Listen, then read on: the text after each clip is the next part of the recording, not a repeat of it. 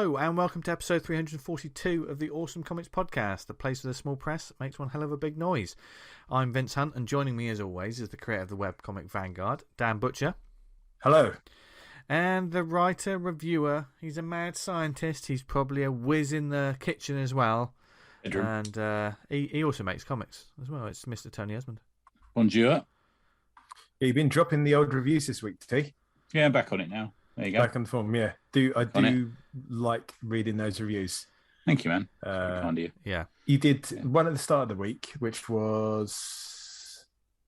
I put out a sort of a bit of a sort of mission statement. Then I did Anomaly Squad. Yeah, that's one. And then I what was the other one I did?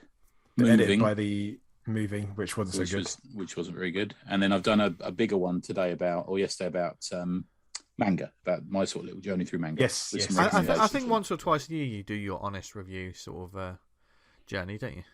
Mostly when I just get irritated. Yeah.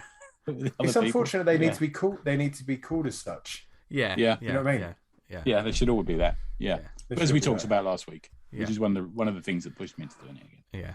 I'd like to sort of see the viewers' tastes and reviewers' tastes and opinions, and even if they kind of, like you said, they don't like it, they can say whether it's good or bad. Yeah, that shouldn't really fall into it sometimes, should it? If you're going to be objective and impartial, you should say something's good or bad. But sometimes, like I've got reviewers and people say this is shit, and I think, well, I can't trust that person that they've said. Yeah, you have to back it up with evidence. Yeah. If you're going to say something is very good, you have to say the reasons why. People don't seem to understand that. Do you know they what? say, the story doesn't work. You've got to say why the story doesn't work. I'm going to bring up Dan Harris. He's been dunking on the Book of Boba Fett TV series. Oh, right. No spoilers, never seen me wrong. But he's never seen me wrong. But the Dan tweets Harris. made me laugh. Yeah, so I'm like, bro, I fell asleep halfway through the first episode. I've got no interest in going back to it. But if you like it, fine. You fall asleep through a lot of things, Dan. Is Ming Na, what's her name in that? Is she in it? Yeah. I quite like her. I quite like her.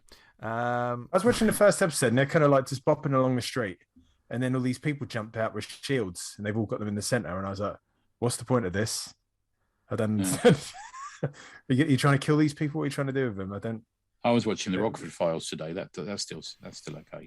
But I tell you got Bruce Lee in it, hasn't it? No, he did do a film that had Bruce Lee in it. Never mind all of this nonsense. You need to be checking out Comic House, our lovely sponsor. Yeah, fucking A. Don't worry about TV. Read don't comics, worry about TV. You should go to comichouse.com and find out more about it, because they're an indie comic marketplace with a difference, because they love indie comics as much as us. There's a huge selection of titles on their database that we talk about every week. If you yourself self-publish, then you should get your stuff on there. You really should. It gets it out in the open world, in another avenue to start selling your books. But also, if you've got digital copies of those books, put them on the Comic House app. Gets it under more eyes. You get a few coppers for the coffers. Is that a term? I don't know. Yeah, that works. That one. Yeah, well, it works, isn't it? But yeah, and it means this digital library is growing all the time. So if you're a comics reader and you got a subscription, there's access to an enormous library of comics on there. I mean, it's been added to all the time. But what's on there at the moment, Dan? We've got Zero Medal issue 3, Maximum Endurance, Murmur issues 1, 2, and 3, Remnants issue 1, volume 1. The Oxken Myth, I can never fucking say that name.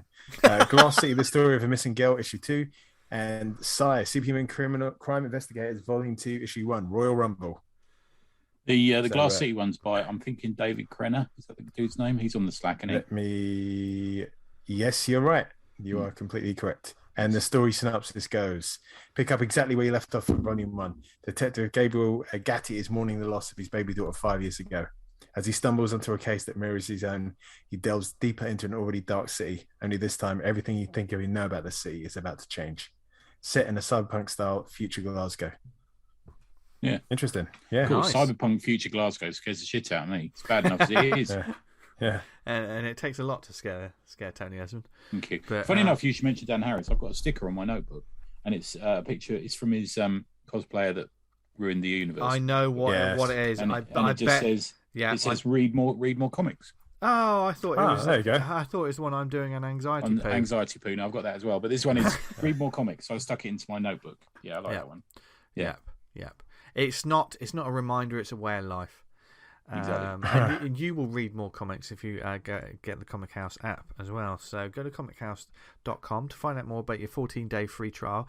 And it's also worldwide as well. We're a UK podcast, but anyone from the world can upload their books there, and there's stuff from all over the world. I'm all about the apps, now.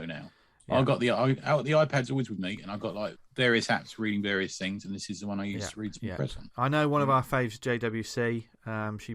She puts a lot of her work onto Comic House, and she's just re-lettered the whole of the Citric Arc, which was the first book nice. that we ever talked to. That's where I first read it. Talked about it. Yeah. Fuck me, our reading habits have changed, haven't they? When you first started this show, we was like, fuck digital. Yeah, man. Yeah. Now I'm on Comic House, Comixology, Marvel Unlimited, Shonen Jump. I'm on all these fucking ones now. I've just got a comic universe in my rucksack. It's great. Yeah. So go to comichouse.com and find out more about that today. But I mean, that's all of this digital comics, stuff you can read on your iPad. We didn't have that in the 90s. Yes, this week, folks. We had a lot of shit in the 90s. We did have a lot of shit, but I will say there was a lot of gold as well. This is an era of comics that, gets frowned upon. But sweet corn in poo. It has. I was just going to make that analogy. yeah. Can we be a bit nicer about it? That's disgusting. Yeah. But for instance, if it wasn't for 90s comics, Vanguard wouldn't exist. No, you're right. Yeah. It's fact. It's a fact. And certainly a lot of books wouldn't have been influenced or created. And we are going to talk about one such book coming up now. We have a great talk about 90s comics, but Tony, let's just start. What was your overall feeling about 90s comics like now? Because I know you're 50 years older than us. So so obviously when the days of Wizard and the Image Revolution hit, you had already had a longer sort of comics reading history than us. How do you feel that era of comics is now? Like looking back on it, how do you feel about it? Sorry, it's quite a big question. Yeah, no, it's big. You didn't warn me that one, but I think when it came out, I went, "Oh, what's going on?" And I think I'd say that again in this chat we have. But thinking back on it, I think it caused an unnecessary nostalgia for stuff that, if you really dig into it, a lot of it was just fucking rape in our pockets. There's a lot of image creators who had their hand in my back pocket, and perhaps shouldn't have been, for the quality of what they produced and the fact they didn't go anywhere. I will say something now. There's probably a lot of creators that are still doing it.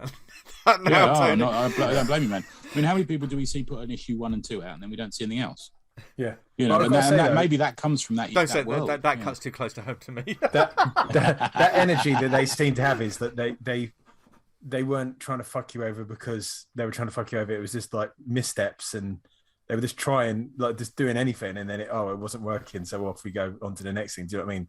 It didn't, for me, it never felt like it was calculated. We're going to start launching this. Yeah, I didn't think it was calculated. I just thought it was badly organised. I suppose. It was so not so much malicious, energy. It was incompetence. Yeah, it was running on energy and excitement without sitting down and plotting things out. And you got to appreciate that. We'd had the Bronze Age, which kind of was my baby, and we'd had a lot of really interesting work from Gerber and Munch and Denny O'Neil and all these sort of people. And then we had the sort of 2 or 3 years that we look back on as that amazing period where we had Watchmen and Dark Knight Returns and Longbow Hunters and all that, the Dave McKean books, and Neil Gaiman started, and 2000 AD was, producing some stuff. And we had that period there where we're thinking we are really elevating the medium. Suddenly we're getting noticed by, people in the Guardian and the Times and stuff were writing articles on us, and we're thinking, right, now we're really going somewhere. And then suddenly you got all this fucking nonsense. And it wasn't all nonsense. I'm going to talk about one in a minute, but I actually think that it dropped the quality a bit. But for me, I never had that experience. I for instance, I didn't read The Dark Knight as it was coming out. I didn't read any of that.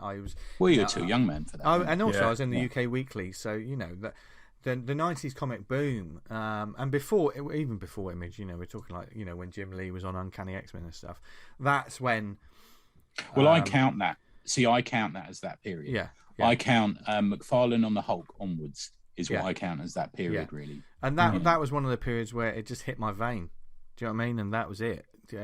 So that's, I mean, But if you look at it, impartially, and it wasn't very good. Oh, there's lots of stuff. There's lots of stuff that that nostalgia is a beautiful drug. It really is, man. But, I mean, we live off a lot of nostalgia. That's why we enjoy a lot of stuff. I've bought stuff at a comic mart that I was like, God, I remember when that came nostalgia. out. And then you open it and just think, this is dreck.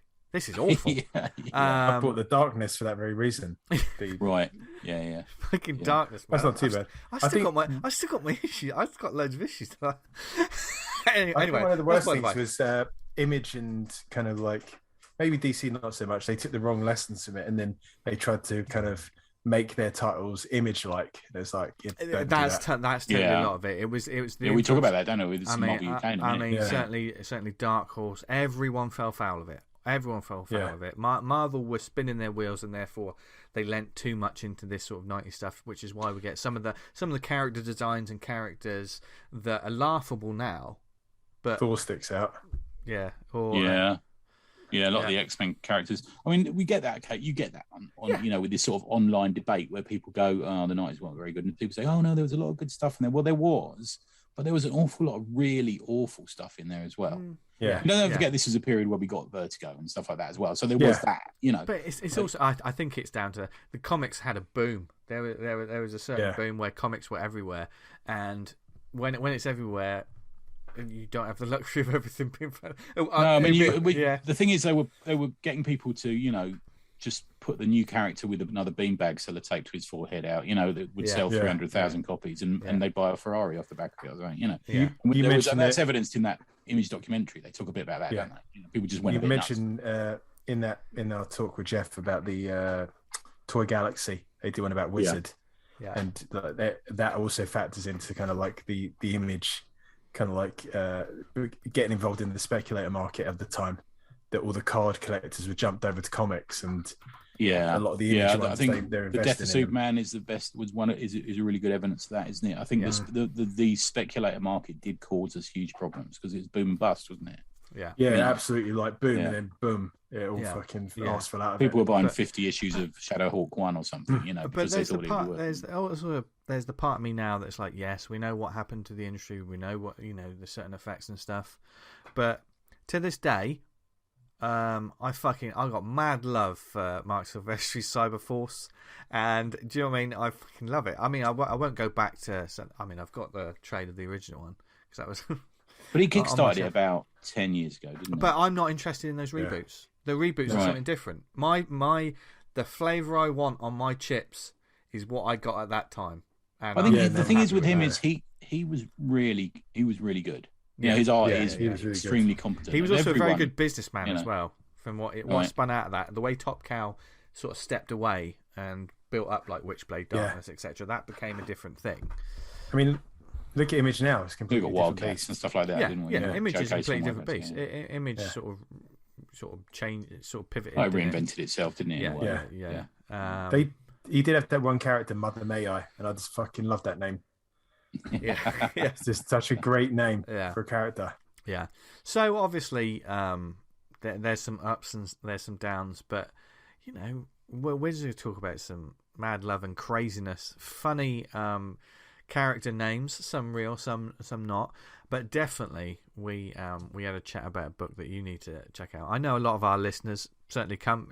I've got some fondness for 90s comics as well, and we talk about Killer Bad by Jeffrey Burandt, Jason Gongor, who has an amazing signature, and we spoke to Jeff about that comic and the influence of the 90s, and we just have a great chat about it. He's a good dude, isn't he? Turned out to be good.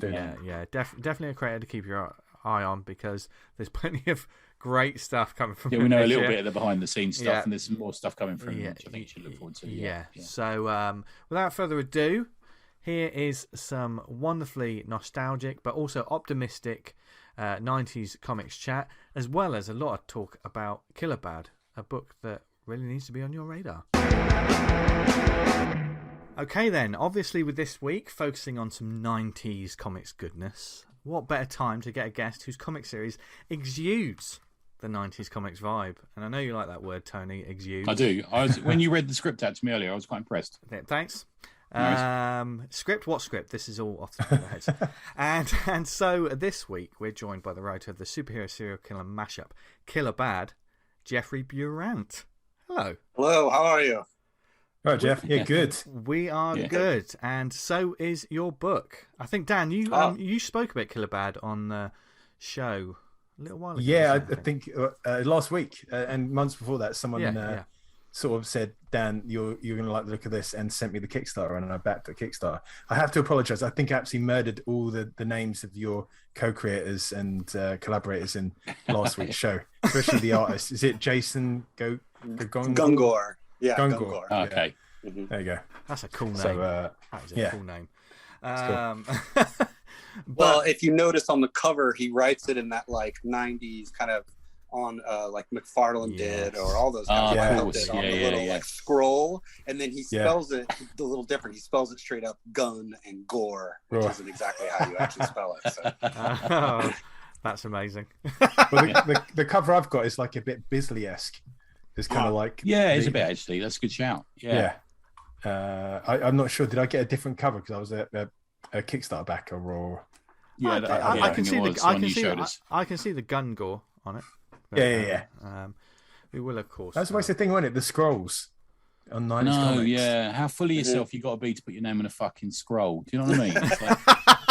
Well, it really highlighted it. You know, your signature didn't disappear into the piece. I suppose. It's always right there. I kind of miss that in some ways. Always got a silver pen with me, mate. You know. I mean, some of the signatures I actually remember were like scrolls, or Quesada. His signature. Yeah, he's another one, isn't he? He always stuck out to me. Yeah. Wasn't it like a large Q? And then it was great stuff. Anyway. I do occasionally get a bit pissed off with people who do big signatures on every single page they draw, though. I'm like, really? Oh, really what? Interior pages. Yeah. I'm always a bit suspect to that. I always find it out because I've done commercial art. Like the idea of putting a signature on something that can be seen is just an absolute no-no. Right. So much as I don't even fucking consider it. So when I do a cover, but it does. No, but you got to put your name on it, Dan. I mean, that way you got a badass gun gore on your cover, and that's the more I look at that, the better it gets.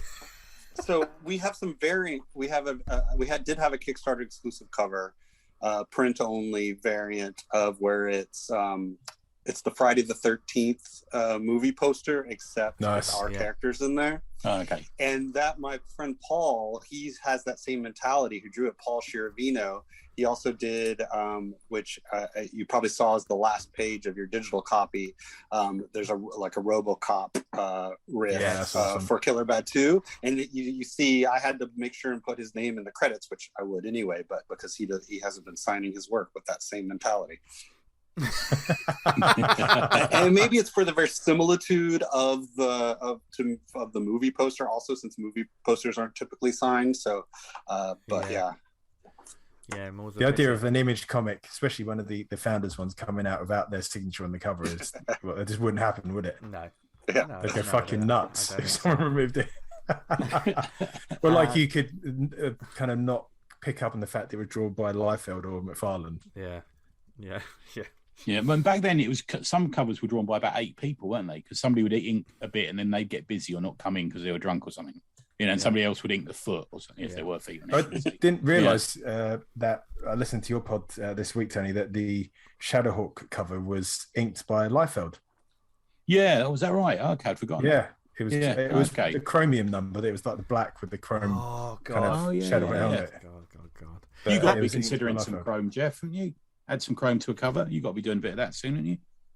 I do. I really wanted to, and I think we will get to it. I wanted to make that Friday the 13th cover glow in the dark wherever it's wherever there's light on the cover. So I think I'll do that eventually. And it's amazing. These print shops now can actually do all that for individuals. So you can get die cut covers, you can get metal covers and stuff. just becomes pricey, doesn't it? Once you start talking that sort of thing. Yeah.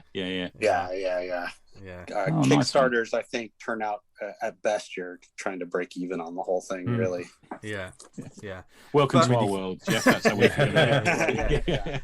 But Killer Bad obviously was a successful Kickstarter, and it's a great book. And obviously, we're talking very much about 90s. But let's talk about the book itself for a little bit, because it's got all of the ingredients that we love on this show. When Dan showed it, sorry to interrupt, Vince. When Dan showed it to us, all I could say was, "He's got him jumping out of a plane." Yes. Yes. Clearly influenced by, and to be honest, the comics that I read when I was getting into comics and stuff. But Killer Bad itself is a superhero book, but with a bit of a twist. So do you want to tell us what it's about? Yeah, we're calling it, especially this first issue, we're calling it superhero horror. So the idea is, the whole idea came up with Jason Gungor and I. We continually work on projects together. We're trying to be a team in a lot of ways. So we have this longer ongoing project that's had some publisher interest, but nothing has quite happened yet. One day we were meeting for lunch, going over that sort of stuff about that. And we started talking about what we're doing now. We started talking about our love of 90s comics. And we both had like this history. He had some names and some sketches already. I had this old plot, and we just kind of married them together because we also knew we could kind of knock it out a little more quickly than continuing on this longer, complicated project. Killer Bad is supposed to be, it's fully scripted at 3 issues and then outlined for 5 if there's any success. And each issue is pretty self-contained. They each take place 20 years apart than the last. So we jump 20 years each one. And then each one kind of takes the superhero genre and then very purposely combines it with another genre. So this first one, Killer Bad 1, is a slasher flick, right? Yeah. Hence the Friday the 13th, but with superpowers and also bright, shiny sunlight, so you can see all the beautiful gore that we get going. All right, too. I mean, that's something we were talking about. We were talking on our little WhatsApp group earlier, Jeff. Is the fact that you've done that thing, obviously, where you use the villain as the main person. Yeah, it's almost, which I don't want to spoil anything. Does that make sense? Right. It's pretty obvious from page 1. Really, they kind of lay it all out. Yeah. But yeah, I mean that's the twist. It gets revealed, even though they kind of lay out the plan on that first page about midway through. We did that thing where you get to see them all power up and flex and see how their powers work, and you're thinking, how do these guys get beat? And then they just get slaughtered one by one, like in a slasher movie. That's the benefit of using that sort of Liefeld-Lee aesthetic, is they mostly are a bunch of wankers, but you're quite happy to see murdered, aren't they? That's how I felt about it. Yeah, it fits into that slasher idea where it's all the asshole teenagers that get murdered. But in this case, all those 90s books, especially once they all ported it over to Image, it's like, what was their real goal? Like, none of them were really heroes. They're all like, have all this funding that you don't really know, like, who are these entities? And all they do is fight other, like, morally. It's like every character it's just a cool name. Is an anti-hero. Really? They're all groups of anti-heroes, which becomes kind of unsustainable after a point. Super tiresome. Yeah. And so if everyone's sort of like playing with that, if everyone's like a kind of cool, badass, lone wolf type superhero, then none of them are, because you need for Wolverine to be cool, you need Cyclops to be a bit of a square, as a bit of a power monger. Yeah, totally. How dare those you? Sort of contrast. Throwing shade on Mr. Summers. I like I like them both, actually. I'm not sure about them all being in a relationship together. I think I'm going to blank that out. I'm not sure about that. But I do quite like that. It's clever, at least. A clever twist on those 3. On the love triangle. Yeah, let's all just get on with it. Yeah, okay. Let's just get on with it. I tell you what, it took me, without going into spoilers, the main guy, was it Warburton? His power set. Yeah, I was like, what's happening here? And then after like it clicks, doesn't it? That's what I like about it. Gotcha. Yeah, that's one of the things I really liked about it, because having that Friday the 13th joy about it. I was like, you're looking forward to seeing the slaughter in its own way, but each one was so unique in its own way. But it's so cleverly done in the way that, obviously, where you pace the story out, but in those moments with the art that quite clearly, there's no real. The only confusion is when you look at it and it takes your brain a moment to just think, oh, I can see what happened there. And then your brain starts to piece it together so that by the end, I mean, I'm fascinated to see what all the payoffs and stuff were, but especially like the crescendo, the last death is spectacular. Yeah, I agree. Yeah, it's fun because in slasher movies, it's all about how the kind of the intricacy or coolness of the deaths, and so we definitely got that. And I think if you go back through and you read that first page, once you kind of figure it out and you read that first page, the signal should be voodoo infused nanites, like that's the source of his power.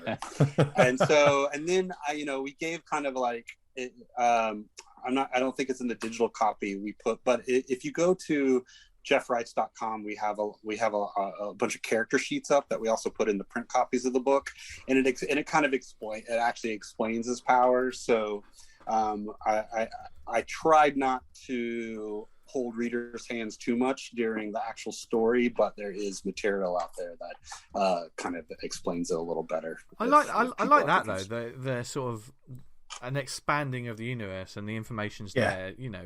That's real sort of pure digital extras if you want to find out more and learn more. Sometimes it's nice to discover more, to go other places to discover more without being spoon fed it. Say, which I think some comics are a bit heavy handed with this is how things work. Whereas, I mean, his power is to do this. Yeah. Whereas, I mean, Killer Bad. I mean, you're playing on the sort of tropes and sort of cliches of these power sets and stuff. Yeah. But I still within the 24 pages, 26 pages of story, I immediately clocked who these sort of superheroes, for want of a better word, were. Analogues almost, aren't they? Yeah. They're analogues. I kind of knew who they were, and maybe that's because we're conditioned by comics, aren't we? And certainly in some ways we're conditioned by the sort of era of comics that we were reading. And for me, it was 90s. So as soon as I saw these people, I knew exactly who they were, because I'm guessing those sort of characters, that the imaged characters and things like that, they were definitely influences and sort of on the way you were writing. The black dude, especially for me, I thought, right, immediately you know what he's like, don't you? I forget his name now. He's like a sort of got a blade and death cheater.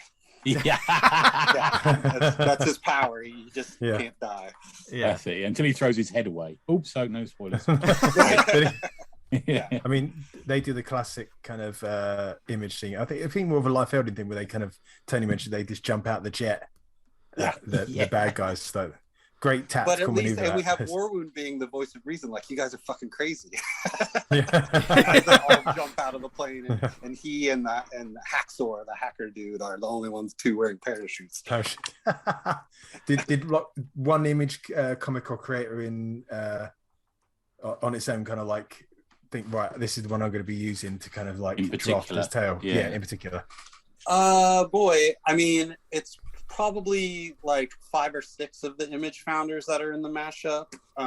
It's McFarlane, Liefeld, Sylvester Lee are kind of the main 4 for us there. And their books. I would say in our third, when we get to Killer Bad 3, it's going to be superhero gothic horror, so you'll get more of that kind of a Spawn feel. Nice. So this one is obviously, I don't know if I guess was it Dan who bought the Kickstarter? Yeah, that's me. Yeah. Did you watch our remake of Rob Liefeld's Levi's jeans commercial? Oh, no, I didn't see that. That's our Kickstarter video, shot for shot recreation. That's dedication, Jeff. Dedication. Yeah. Well, I was trying to come up with a way to have a clever Kickstarter video to hope for some sort of shareability, but and maybe get Rob Liefeld to share it, which he did not, but he liked it once.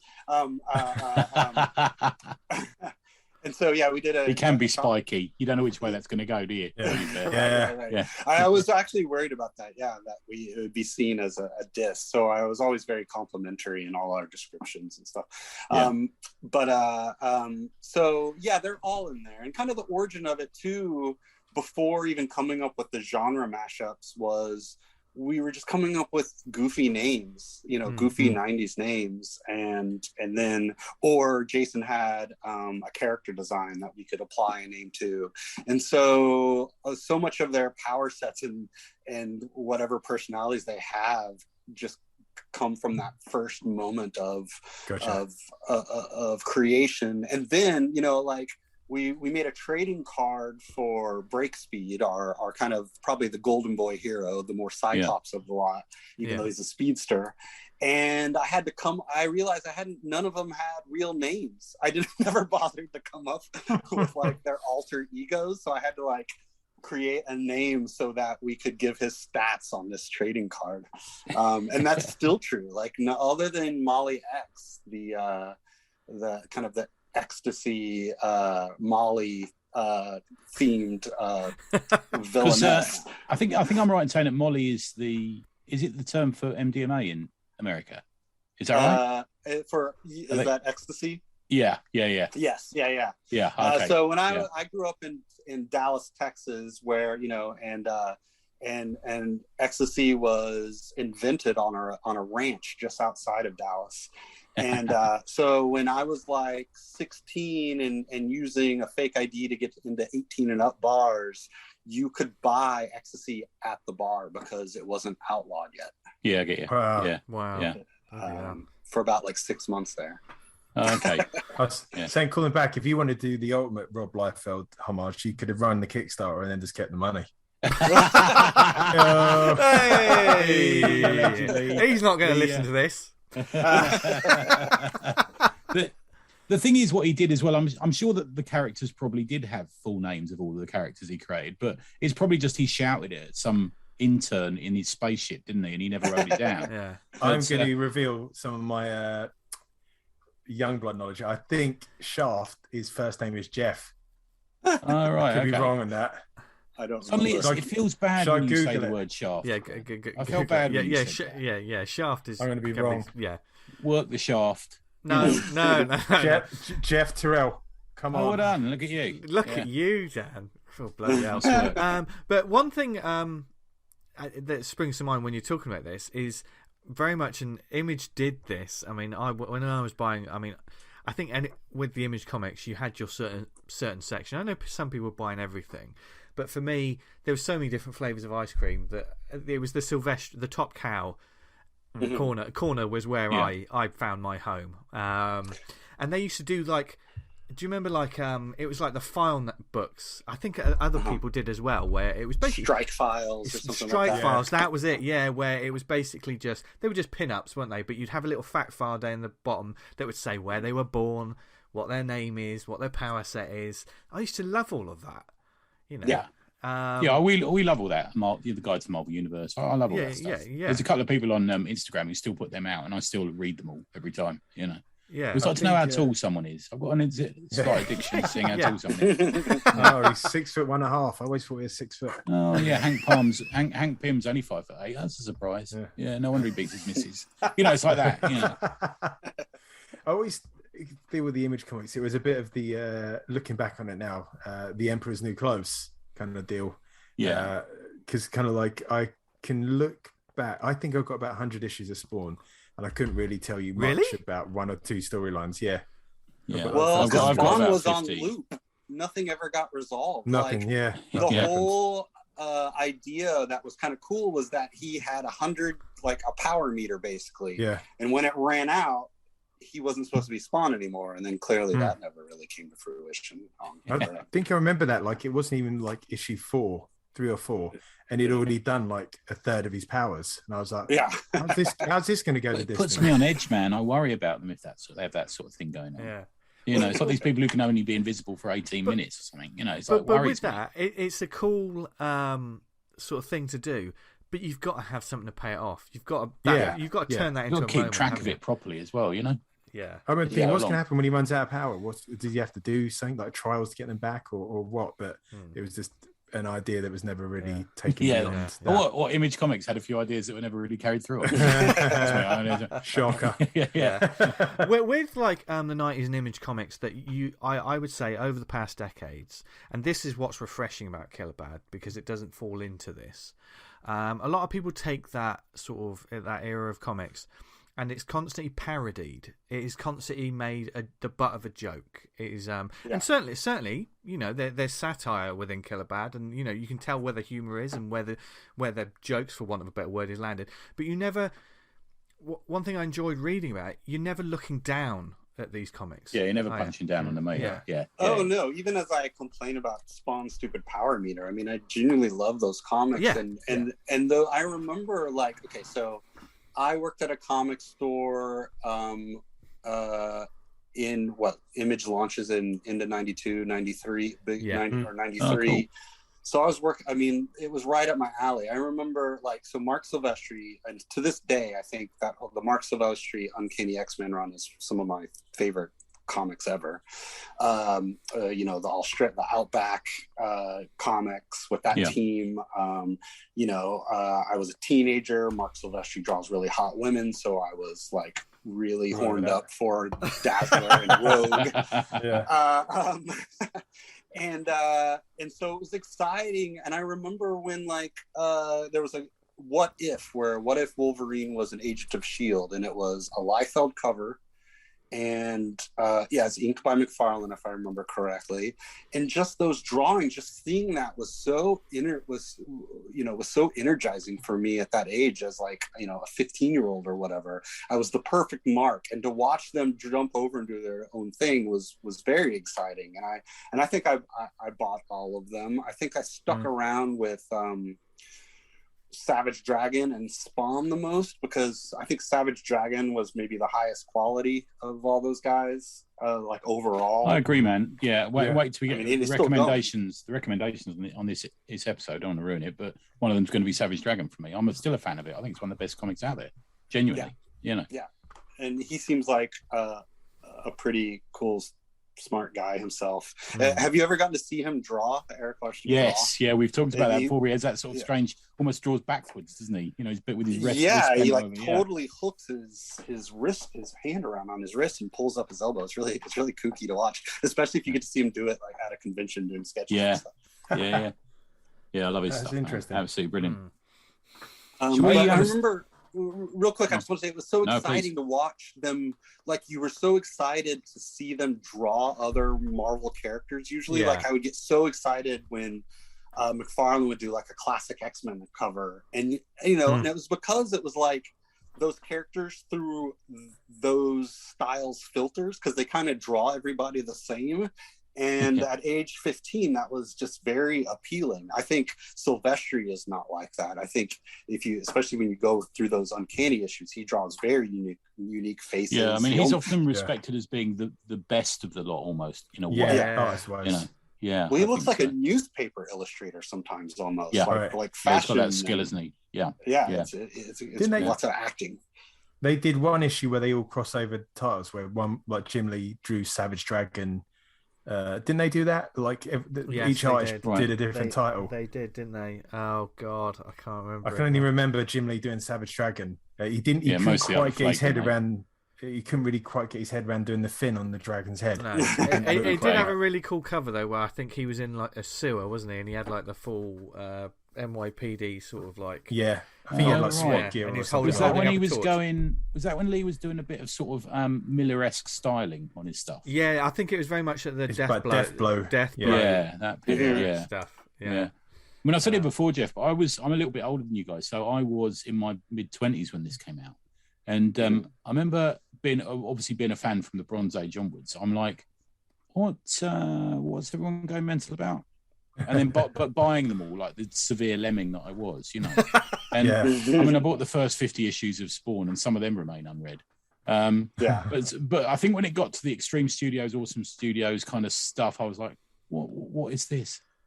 I grabbed some random issue and read it, and it was I didn't recognize anyone involved, and it was just terrible. Like nothing made sense. I read the New Men the other day, and I'm like, what is this? There was it's like panels blown up to be double page spreads, and there was some weird stuff. I mean, I feel like when it started, that sort of 90s era, and this was of course in the heyday of Wizard as well.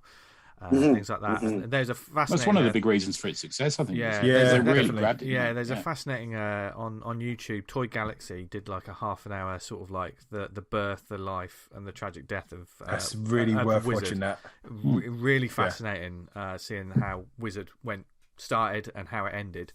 But of course, we were in that sort of heyday. But it did. Like when it all started, not just Image as well, but there was certainly, because you had Wizard, you were seeing like Cerebus, and you were seeing all these, the Dark Horse stuff. There was an energy to everything. There was an energy and excitement, and it was almost. Well, Cerebus appeared in Spawn. Yeah, that's the completely. thing. Yeah. Like number 8 or so. Yeah, it's a good issue. Yeah. It was new grounds, and people were trying different things. But like you say, around the time of Extreme Studios, and you had. It's certainly. Is it Fighting American? What was is it Fighting American when they? That was awesome. Awesome Comics, wasn't it? Awesome Comics, not our Awesome Comics, of course, which you still get. Yeah. But it was certainly the wheels were spinning, and it became less.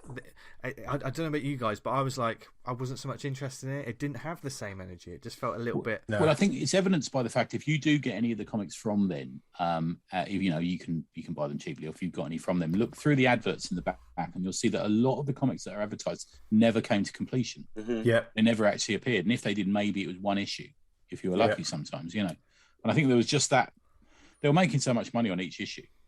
They just, what are we going to do next? Let's bang out another first. And Like I grabbed out some today, and they've got Strikeforce, and it's got the artist Brandon Peterson, I think it is. Fucking Brandon Peterson, man. He's a great Fucking Brandon Peterson. Yeah. God, yes. I remember, because his art... I suddenly got really excited then. I don't know. Sorry. I couldn't tell you what he's done since. I don't know. He's done a lot. He did Medieval Spawn Witchblade. I remember that. And was there a series called Arcanum? See, he was a Top Cow guy. Okay. He was very good. Brandon Peterson did a fair amount of 2000s Marvel too, right? Yeah. Ultimate stuff, Ultimate Vision. Did he do any Doctor Strange? He feels like someone that should have done Doctor Strange, because he was a shoe-in for that kind of stuff. His style got really locked in, almost. You could tell he was using models and stuff. He did some Uncanny X-Men and stuff, didn't he? I think. Yeah, definitely. Yeah. Executioner's Song. He did some stuff on that. Yeah. I'll tell you where Greg he was. Capullo. Yeah, he was at CrossGen. He did quite a lot. I've just reading about it now. He left Marvel to become the art director at CrossGen. That's interesting. Yeah, CrossGen. Yeah. Oh, blimey. Using artists as models. That sounds rings well. Anyway, but we already, I can feel my mind beginning to fire on all cylinders just thinking about the heyday of the 90s comics and the excitement and stuff. But you mentioned that when coming up with Killer Bad, you and Jason sat down and started talking about 90s comics. What was that conversation like, and did it just completely roll as most comic conversations do? Oh, it was almost the exact conversation we're having now. We were digging through, going, oh, that was awesome. Oh, that sucked. And then the next time we were truly developing an idea, a big part of this was, as far as speeding things up a little, was, okay, we get to try to tell a story with a lot more splash pages and double splashes and things. How do we make this big and bombastic, like we're talking about, with double page spreads, lots of posing and that sort of thing, and then how do we kind of elevate that into an interesting story, and that's exciting, because in that, I read that whichever book I can't think of now that I pulled it out of my long boxes to look at during that time, and I was like, it's so actually devoid of story for all this posing and fighting. How do we avoid that? And I had this old plot from when I was at university in the actual 90s that I was able to pull from and use some plot elements. That's where break speed comes from. And so Come on, It we was all did the 90s was such an injection of let's come up with loads of different characters, let's come up with the names, let's just design a slash costume. two words And- together. Yeah. Well, I was specifically in 95 or whenever, when I was in college and writing. It was probably my first attempt to write a comic script. I was specifically ripping off Alan Moore's Image comic 1963. There's almost no trace of that now in Killer Bad, that aspect, but spoiler alert, break speed, as you can see from the RoboCop image, does survive, and I wondered about that. And so that idea of, you can see he's in heavy armor on that RoboCop cover, hence the RoboCop reference. And so the idea of a speedster who had his back broken and has to have an exoskeleton to be able to access his powers at all and not be like as fast as the Flash anymore is a big part of his story. Nice. Nice. That was a strange curio, that Alan Moore thing, wasn't it? It was strange. Yeah. I'm sure he made a load of money out of it. Sorry, mate. He did Supreme for Rob, and he did some he did like the Violator comic. So they were just throwing money at him, like, let's get the most respected writer in the world on Image books. Just do I guess they must have said to him, do what you like, and he's going to say, we're going to do a sort of Fantastic Four pastiche thing, and they're going, yeah, fine. Imagine that's out. That Violator series is weird because he had Bart Sears, Bart Sears and Alan Moore, and so I would have never ever put those two together. Yeah. But there you go. Bart incidentally, nicest bloke in the world. We met him under Super Comic Con. What a dude. Yeah. I used to love his Justice League Europe run, I think, which was also in the 90s. So I liked he did Exo. Do you remember he did Exo? That looked great. Yeah. He used to do Brutes and Babes. Remember that? The drawing in Wizard magazine. Was there any delay? Like, we're talking all this contemporaneously, but was there any delay from the US to the UK with Image and Wizard and all that with these books? No, we were past that. Originally, before we had comic shop distribution over here, Jeff, we would get a 3 month. So comics were 3 months behind the States often. But with the Diamond distribution, it was often just a day. I think as I understand, you get your comics on a Wednesday, do you? Because we do now as well. Yeah, now they come in on. Yeah, now that I think they come in. Well, DC comes in on Tuesdays now, or something weird. But traditionally Wednesdays. Yeah. But also, it was that sort of like, I was a kid in a small town, a rural town in England. There was no comic shops anywhere near me, but there was one comic shop in the nearest city to me, which I never really went to, but whenever I went, it was like, let's go to that comic book shop. And because, for instance, like Wizards was monthly and stuff, you made sure you got your copy of Wizard, you got your big stack of comics, and then it was almost like once a month you would take that trip. I wasn't experiencing the weekly releases, like just say you get Youngblood one week, you get Wildcats the next week or something like that. But when I went to the comic book shop, I was picking up those issues that I wanted. Right. If you know I was very much. I've got a feeling back then it was a Thursday comics came out in the UK. I can't quite remember, but I was there as they were putting them on the shelves at that point in the comics. So because they were getting to restock wasn't as simple in the UK as you can understand, Jeff. You had to be there or you'd miss out, and you'd have to wait for a few more weeks. And I would get Wizard when it came out, but I'd also get Comics International, which was quite a mainstay over here as well. Yeah, and that featured a lot of stuff about about Spawn, and I remember the Batman Spawn crossover being on one of the covers and that sort of thing. Yeah, that was less a sort of like, Wizard was like big. Wizard was big colours, bam, pow sort of thing. But Comics International was more of a, let's say more British. Let's say bit more of a measured approach. I want to say I want to say prose, but let's say journalistic. It was more like articles and things like that. Yeah, it was Des, wasn't it? It was Des Skin. But the thing is, what we had over here, Jeff, is you had Image and everything, but then we copied it with Marvel UK, and they just went mental and bought out all. And then that was sold back to us, right? Yeah. With I remember buying Marvel UK stuff because of Wizard magazine, probably, and that's when we're first introduced to Gary Frank and Liam Sharp and all those. I remember those very, very clearly. Yeah, some great stuff in there. Gary, and they'd have like crossovers with the UK characters, and like Wolverine would always appear for some reason. Wolverine was always in it, wasn't he? He was always seems to be a Motormouth and all these sort of thing. Yeah, you got all that. Yeah. Definitely. Death's Head was great. Death's Head was in everything in the UK, wasn't it? 'Cause, like, he was the one that everyone knew. They had various versions of Death's Head as well, didn't they? They had 1 and 2, but they also had sort of die cut. Do you remember that? Which was like a version of him and all this sort of thing spinning off it. Yeah, I remember 1 and 2. Yeah, and then they had the one where they all fought. Was it Battle Wave? Then they had Battle Wave 2. Yeah, and I think as a character, I know Death's Head 1. I mean, I'm a Gen 1 Death's Head guy. I know, and that's certainly the version that they brought back, isn't it? But it doesn't have the same energy. It doesn't. Yeah, I think Kieran Gillen brought him back in an Iron Man issue, didn't he, a few years ago? Well, I read that Death's Head issue 1 that they brought out a couple of years ago, and I was like, this ain't for me. No, very good. It was Death's Head 2. Was he kind of zany? Is he kind of like a Deadpool prototype almost? Death's Head 1 was, and Death's Head 2 was much more was more image influenced. It was definitely more looked like the Predator. Looked like the Predator. Yeah. But Death's Head 1 was Death's Head 1 premiered in, I'm going to say, a Doctor Who comic or something like that. It was like a weird sort of. He was a sort of assassin robot, but yeah. Interesting. Yeah, good stuff. So in terms of that 90s chat you were having with Killerbad, then come on, everyone's got their 90s books that they liked.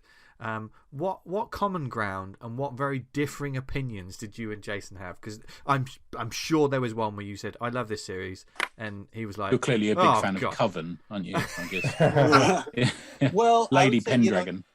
He's still, I think, and being an artist, he's more concerned with the visuals. Like, he still picks up Spawn and buys Spawn toys and things, which I do not anymore. I think just to flip through and look at the pretty art. Yeah. I don't know if there was any huge disagreements, honestly. We were just talking about the things we loved, and really only that initial launch stuff, because it's hard to think so much of it didn't go anywhere, right? Only Spawn and Savage Dragon have continued. I know Wildcats gets kind of relaunched every 5 years or so. And so I remember I read some of the joke. I mean, I would always pick Cyberforce occasionally jumps back in again, doesn't it? We occasionally see that. So they cut it relaunches, isn't it? Yeah, and I was never that much of a Whilst Portasio fan. I'm sure I'm not saying his name correctly. Yeah, okay. So even though I brought Wetworks, I bought everything that first came out. Yeah. I don't think we had any huge disagreements, and really we were immediately on to like talking about our own stuff and creating and like. But that night we were texting each other silly names, and the next time we met a couple weeks later, he had sketches for all the guys. I mean, he came up with so many. Yeah, the design of some of these costumes, right? I mean, so some of them are quite contemporary. I think War Wound. With a 90s character, sometimes 90s influence character, you can tell what era they're from. And this story is also set in the 90s. Just a heads up. Yeah, it's 95. That's right. It's set in 95.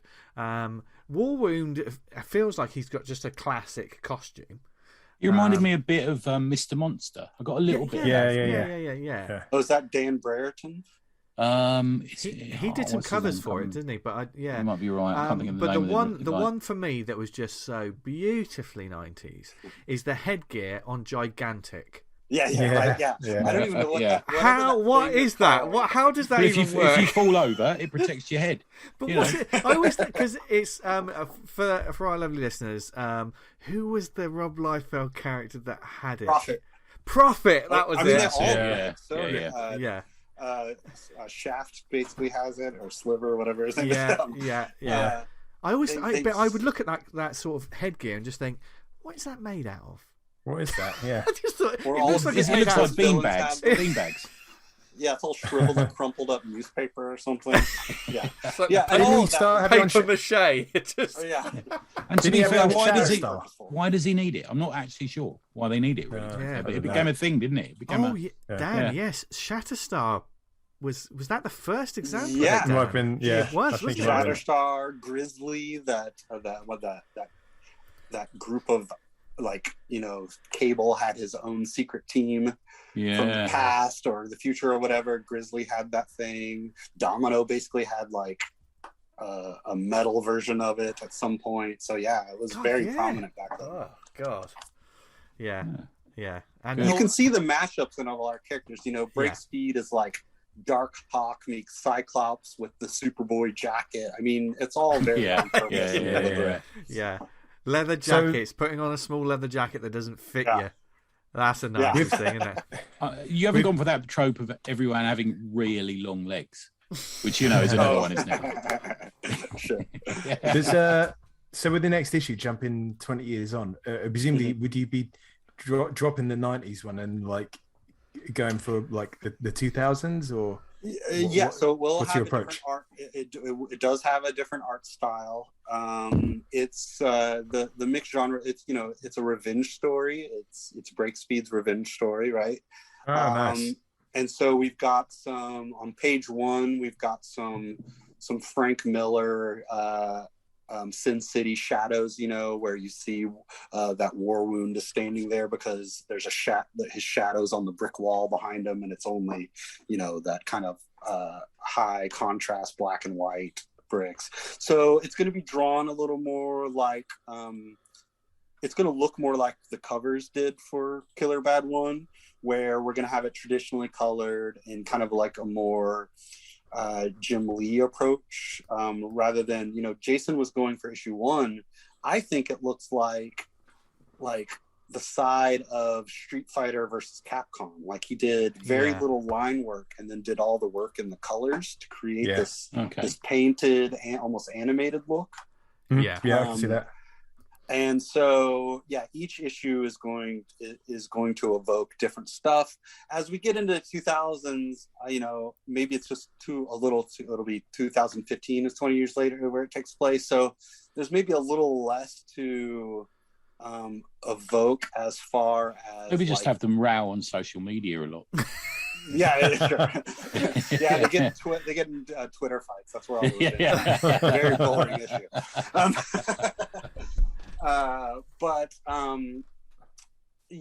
So it will be an art change, but more having to do with the genre switch up than to do with the time frame. Okay. Same with the third one, where it's going to be, it's actually going to reference visually more 90s, but different, like Spawn I mentioned, but also the Warren Ellis, and I forget the artist name, the Hellstrom book. Where it's like, it looks like Jay Lee, but I don't think it's him. It looks like I could go get the omnibus in the other room. In fact, maybe I'll do that while we talk. But it's like, it's very rich black and whites. And I know the one you mean. The geezer with the cross on his face, that character. A kind of scratchiness to it. And I know Jay Lee definitely did a cover for it, didn't he? I think he started it, didn't he? Yeah. Was it Hellstorm or Hell? I can't remember. Yeah, it was the son of Satan, that Marvel character. That character. Okay, right. Yeah.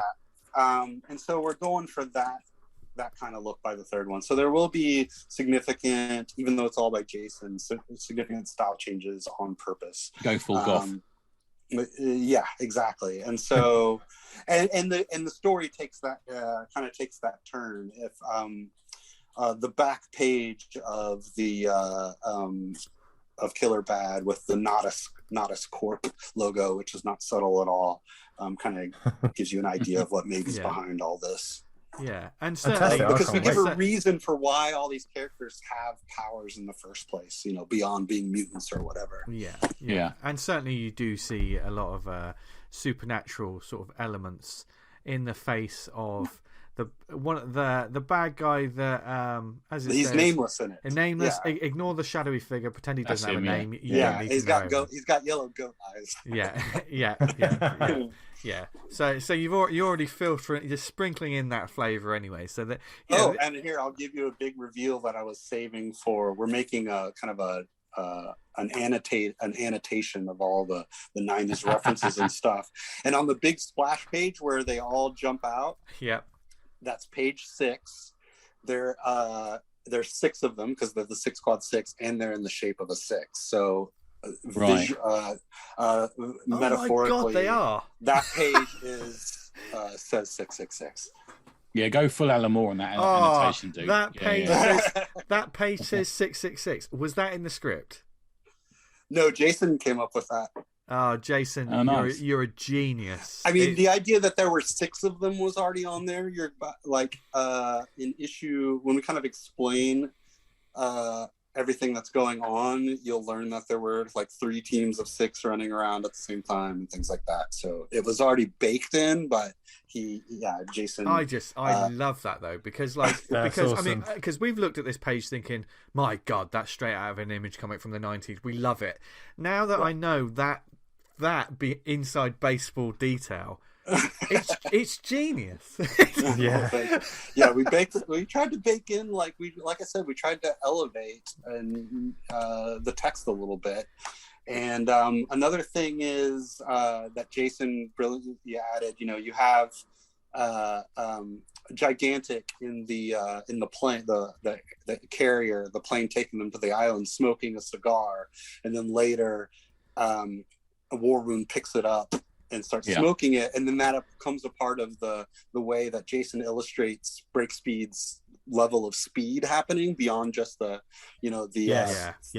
flashing through different kind of cities and monuments was my idea, but he came up with that, showing the cigar falling all along the bottom completely on his own, and the sort of this War Wound begins saying something.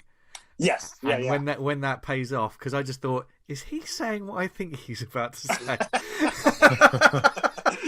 It's fucking brilliant. Yeah, I love that. I think that was Jason's idea too, to like make sure he's like saying something here, and we'll stretch it out. And I was like, okay. Yeah. So it was a very collaborative effort. I more and more I'm stepping away from like saying written by and trying to come up with other way, like doing the words by thing, because I don't think anyone knows how much storytelling the artists actually do, and with the little things they come up with, and all the acting, right? They're coming up with all the acting that the characters do, because that's you can suggest that in the script, but you don't get to show it. This is the absolute strength of co-collaboration, and like both of you having like almost equal levels of input, because you become, the 2 creators become more than the sum of the parts. And sometimes it just makes comics absolutely excel. When the 2 creators can really pitch in, and it's lovely. Like, I didn't even clock that 6, and that's fantastic. But it adds layers, doesn't it? Definitely. Yes. Yeah. Well, and hopefully when you read the whole thing, you'll be able to go back and start, finding these things and going, I mean, kind of like with the cigar thing itself. You're like, where did that cigar come from? But if you read and pay attention, you can go, gigantic was smoking it in the airplane. And it shows that this book has something that there are fewer and fewer books that have this rereadability. Because to go back and say, oh God, that bit. Oh God, I didn't see that. And then you see, there's lots of there are lots of comics. Unfortunately, you just sort of you pick up, you read, and then you drop. But I do like that when you go back and the hints were always there the first time you read it. If you think how they're going to beat this guy, you can go back to the first page. And So we say what his Achilles heel is in the first, and just and no one lands upon it in the battle. Literal. Exactly. Seeing as you came up with names and then kind of worked backwards, we've worked up a fun little quiz, haven't we, T? Oh yeah, so we've got the quiz. Yes. This is our 3rd version of this, so we kind of liked it. We do a quiz every year at Christmas, Jeff, and we did a version of this for British comic characters, and we've tried another one. So I thought we were chatting, and we thought an ideal one would be Image characters or not Image characters, the Extreme and Awesome Special. Because I did look through a load of names, and I thought the most ridiculous ones were owned by Extreme Studios. So if we think they are an Image character, we're going to say Extreme. What we're going to say if we don't? No, just say yes if they're an Image character. No, if they don't think they're not. And we'll take it in turn. So we'll all have a go on each one, and then I'll tell you as each one goes. How many have we got, Tony? I think we've got 15. 15. Right. Yeah. Okay. Let's get into it. Right. Okay. I've got my thinking cap on. I've actually got a cap on. Stop your grinning and drop your linen. Here we go. Right. Play along at home, by the way, everyone. As you're listening now, just make a tally. See if you get. You're going to keep points. I'll keep the scores. Yeah. You get it. Yeah. Well, this could be exciting. First one, gentlemen.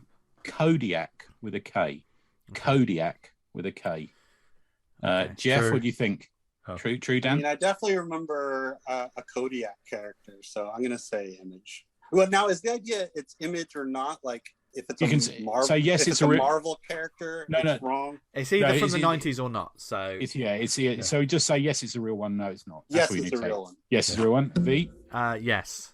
Okay, yes, it is. It's from New Force. Dan didn't have a From go. Extreme Studios. Yeah, he did. Yeah, he What? did. I said yes. Oh, Yeah, did yeah, you? Yeah, I knew that one. Yeah. Written, believe it or not, by Eric Stevenson. That issue. There you go. Oh, All okay. right. Yeah, look at him now. Number two. Number two is Scratch. Scratch. I'll say no. no. I'd say no. Vince? No as well. Yeah, I Vince? got to say no. Yeah. It is. Julian Ah, Julian Croswell was a priest in Hell's Kitchen, of course he was, and was possessed by a demon coven. It's from Coven and Coven Dark Origins. Scratch. I never read Prepared that. from? Bloody hell. Okay. Number three. Fang Rock. Fang Rock. I'm gonna say My false. first always, or did I jump out of line?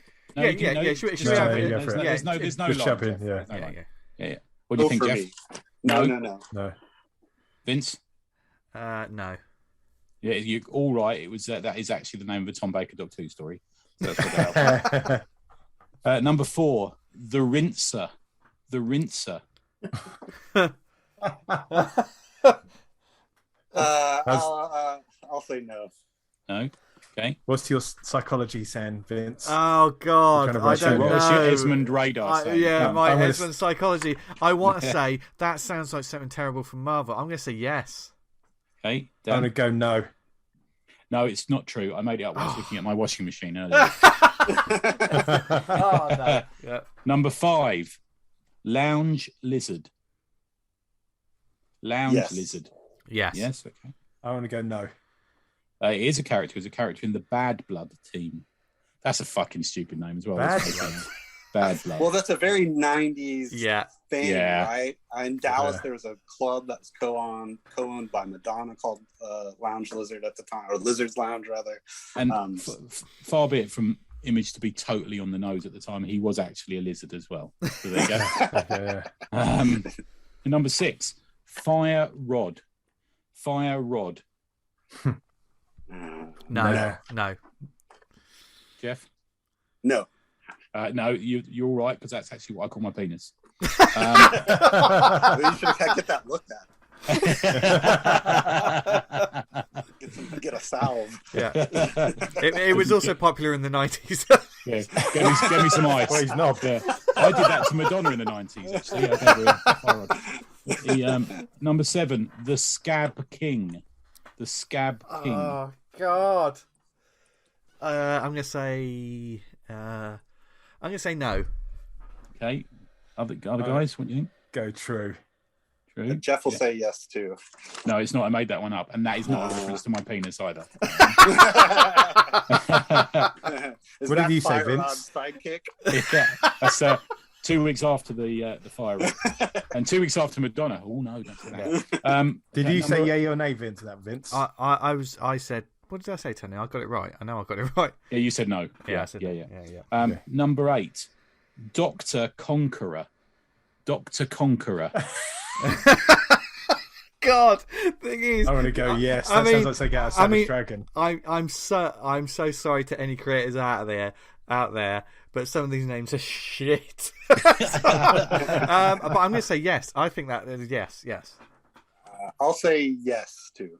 It is true. He was the leader of the Conquerors of the Unknown, which was from the was it 1963 book? I think it was from that. Oh yes. Oh, that was I all right. referenced earlier. Alan Moore. Ah, Yeah. Bloody hell. Number 9, the Steel Druid. The Steel Druid. Oh fuck no. I'm Yes, I'll go yes. I'm gonna That's a complete say, guess. I'm gonna say I'll- no. I'll- okay. No, I'm saying no. I'll say no also. It isn't. I made that one up. Good. Okay. Cat couldn't scratch it, obviously. The number 10. This is spelt with 2 Ks because that was the coolness in the 90s. Crime Condor. Crime Condor. God. No. I'll Dan? go no as well. Jeff, I'll go no also. you're all right. Yeah, you're correct. I think tried you to showed lure your you. hand by saying, like, revealing your thought process. Exactly. It was a double bluff. Jeff and Vince, you're tied on scores at the moment. Okay. So no We've got pressure. I actually got 16, so we've got a few more to go yet. So this is number 11. Paris Hellborn, the Mystic. Paris Hellborn, the Mystic. I'm saying no because that sounds pre-90s. That sounds like an older Okay. thing, but that's my thinking. Guys? I'll go yes to be a contrarian. I'll go yes also. No, Vince, you're right. It's not. I made it up. Number 12. Captain Compass. Captain Compass. He always knows where he's going with his compass. No, That can't be. it can't be. Got 2 I'll go no's. yes. Yes, it is a character. It appears What? in Judgment Day Amiga. That classic issue that you run. From what we've heard so far, there's no way like any of these names could be up for being in the comic or not. They're so fucking mental. Well, you've avoided all like the dark blood, Yeah. elbow that I was expecting. Yeah. What are we on now? Number 13. The Golden Rod. The Golden Rod. What is it with you and rods? I'm going to say Golden yes rod. on this one. Okay. Guys? I'm gonna go no. I'm gonna say That no. sounds like a Pat Mills I'm character. gonna say no. No, it's no. It was a double bluff there because I used rod twice. Yeah. Number 14. Prime Starfish. That sounds like another Starfish. Alan Moore one. I'm gonna go no. No. I'm going to say yes just because it feels like another goofy I Alan Moore. I want it to be yes, so I'm gonna say yes. No, it's not. It's not true. Oh. I was going with calling it chocolate starfish, but I thought that's too obvious. That's too Yeah, obvious. yeah. Prime Yeah. starfish. That we have to make a note of that because I think that's Like usable. a nickname for you. Yeah. For your Feel free to butthole. use that, Jeff. Yeah. Number 15, the Pentangle. The Pentangle. Yes, Ooh, yes. I think so. Dan? It's got that flavour of like mixing two words together that the 90s just. Okay. No, used to I'll go no. I'll say yes. Okay, it was. It was a member of, get this, Pentangle was a member of the Pentad in Coven. What the fuck does that mean? What? Fuck me. What is with the coven, man? I don't know. It was just full of nonsense that it was easy to pick stuff out of. Yeah. And number 16, the last one, thermal. Like my pants, thermal. Yes. Yes. We were saying yes. Oh no, I'm going to say no. Okay, he was in Brigade. Believe it or Yeah, I not. remember. He was the fire yeah. character, right? Thermal. What a stupid name. Well, his brother was called Seahawk, so that's pretty fucking bad. Dan, that's some knowledge, man. That's That's some knowledge. knowledge. You've got some knowledge of Brigade. I mean, you've kept it quiet, Dan, but you have mentioned Brigade several You times. do love Brigade. It is one of Yeah. your favourites. Was it one of your I favourites? didn't back the Kickstarter, so Right, no, A lot of people wish they didn't. Yeah. Well, I'm in the same boat as the people that backed it. Only I've got a few more quid than they do. And no book. And The, they Oh, allegedly. How we do with the scores, Dan? I can tell you, Jeff and I drew, and Vince won it by 1 point. Oh, well done, guys. Nicely played. Oh. The nail biter, that one. Fucking That was an goldenrod. Prime Starfish. I think there has to be a character called Starfish Prime. Starfish Prime. If yeah, you probably switch is, yeah. switch it round, Yeah. it's probably a Transformer. I said, Thanks from Jeff, you had a behind. couple of titles you said you wanted to give a quick shout out to. Yeah, well, Indie titles. there's been these like fan made '90s comics that have spun out of the cartoonist kayfabe community. I don't know if you know. Yeah. And so there's one called Image Grand Design, and it's a flip book, and then it's Image Grand Disaster on the other side, where it's them, illegally using all the Image characters to tell these stories, and it was kind of cool. It was like you had to be invited to this Facebook group to even, so I don't know how you actually get a copy now, but if you Google Image Grand Design, Image Grand Disaster, it will probably come up, and you'll probably be able to figure out a way to do it. And it was made with such love, I think, that like, I know Rob Liefeld was sharing it around because he thought it was so cool. Cool. And then similarly, there's this book called Weapon Ech, ECHH, where all these artists got together and each recreated one page of the Barry Windsor Smith Weapon X. And that's from 100% Comics. I have it in my hand also. And they're just, fun, interesting, experimental comics that are directly referencing specific 90s comics. So I thought they were good picks for this episode. Good stuff, nice man. one. Yeah, very Beautiful. cool. How did you get your hands on those? Were they available online, or did you get them through your store? They were both. I'm friends in real life with one of the people involved, so I got invited to some like Facebook groups or whatever. It had to be kind of sold on the down low a little bit. Yeah. But like Weapon X, that Anyone Comics, that which is my local comic store, they had copies because one of the guys, or I'm sure several of the guys are working these things are in New York. Someone on our Slack does a page of that. Oh, cool. Is it Kieran or someone? I'm not sure. Remember someone talking about it? Yeah, I can't remember who. Yeah. Oh, interesting. It's a small world. Nice. Yeah, definitely. Awesome. Well, obviously, we love. I mean, seriously, folks, if you haven't checked out or seen Killer Bad, you read it. I think you'll get a kick out of it. It's good to know that there's more issues coming. One thing I did want to ask. You said you've got you've set it up for 3, but it could be 5 potentially. How does that work from a writing perspective? Because obviously, if you've got the capability to do a 4 and 5, are 4 and 5 fresh stories, or will that sort of stretch out 2 and 3? They would be a direct continuation of the first 3. Got you. But the first 3 were initially imagined as as a trilogy, like one overarching story. And then, I mean, the ending is so bonkers. I couldn't even tell you, where it lands has so much storytelling potential that I immediately just came up with the basic premises of what a 4 and 5 would be, and also with the idea of if we have more success, that we would want to build towards a trade that we can collect, and 3 issues just isn't enough. I've also been inspired. I want to do one shots of all these characters that got a few pages before they were slaughtered, and maybe see a little more into their adventures and stuff. But that's all pie in the sky a long way from here stuff. Okay. Yeah. So the main mission is to get this trilogy done, exactly, and see where it goes from there. Yeah, and if there's demand for more, we'll be able to. And it also gives us a chance to wrap up and do other projects, right? Yeah. Because comics take a long time, and the art in Jason both drew and digitally painted Killer Bad 1, so it took a while. And the next ones, I think we're going to have this be a little more traditional, where he does the line work and we'll get colorists involved to make it go a little quicker. But it'll allow us to finish this, to have some sort of resolution, and then go back to that other long project that we've been pitching around, and get to and finish that one up, because that one actually had publisher interest.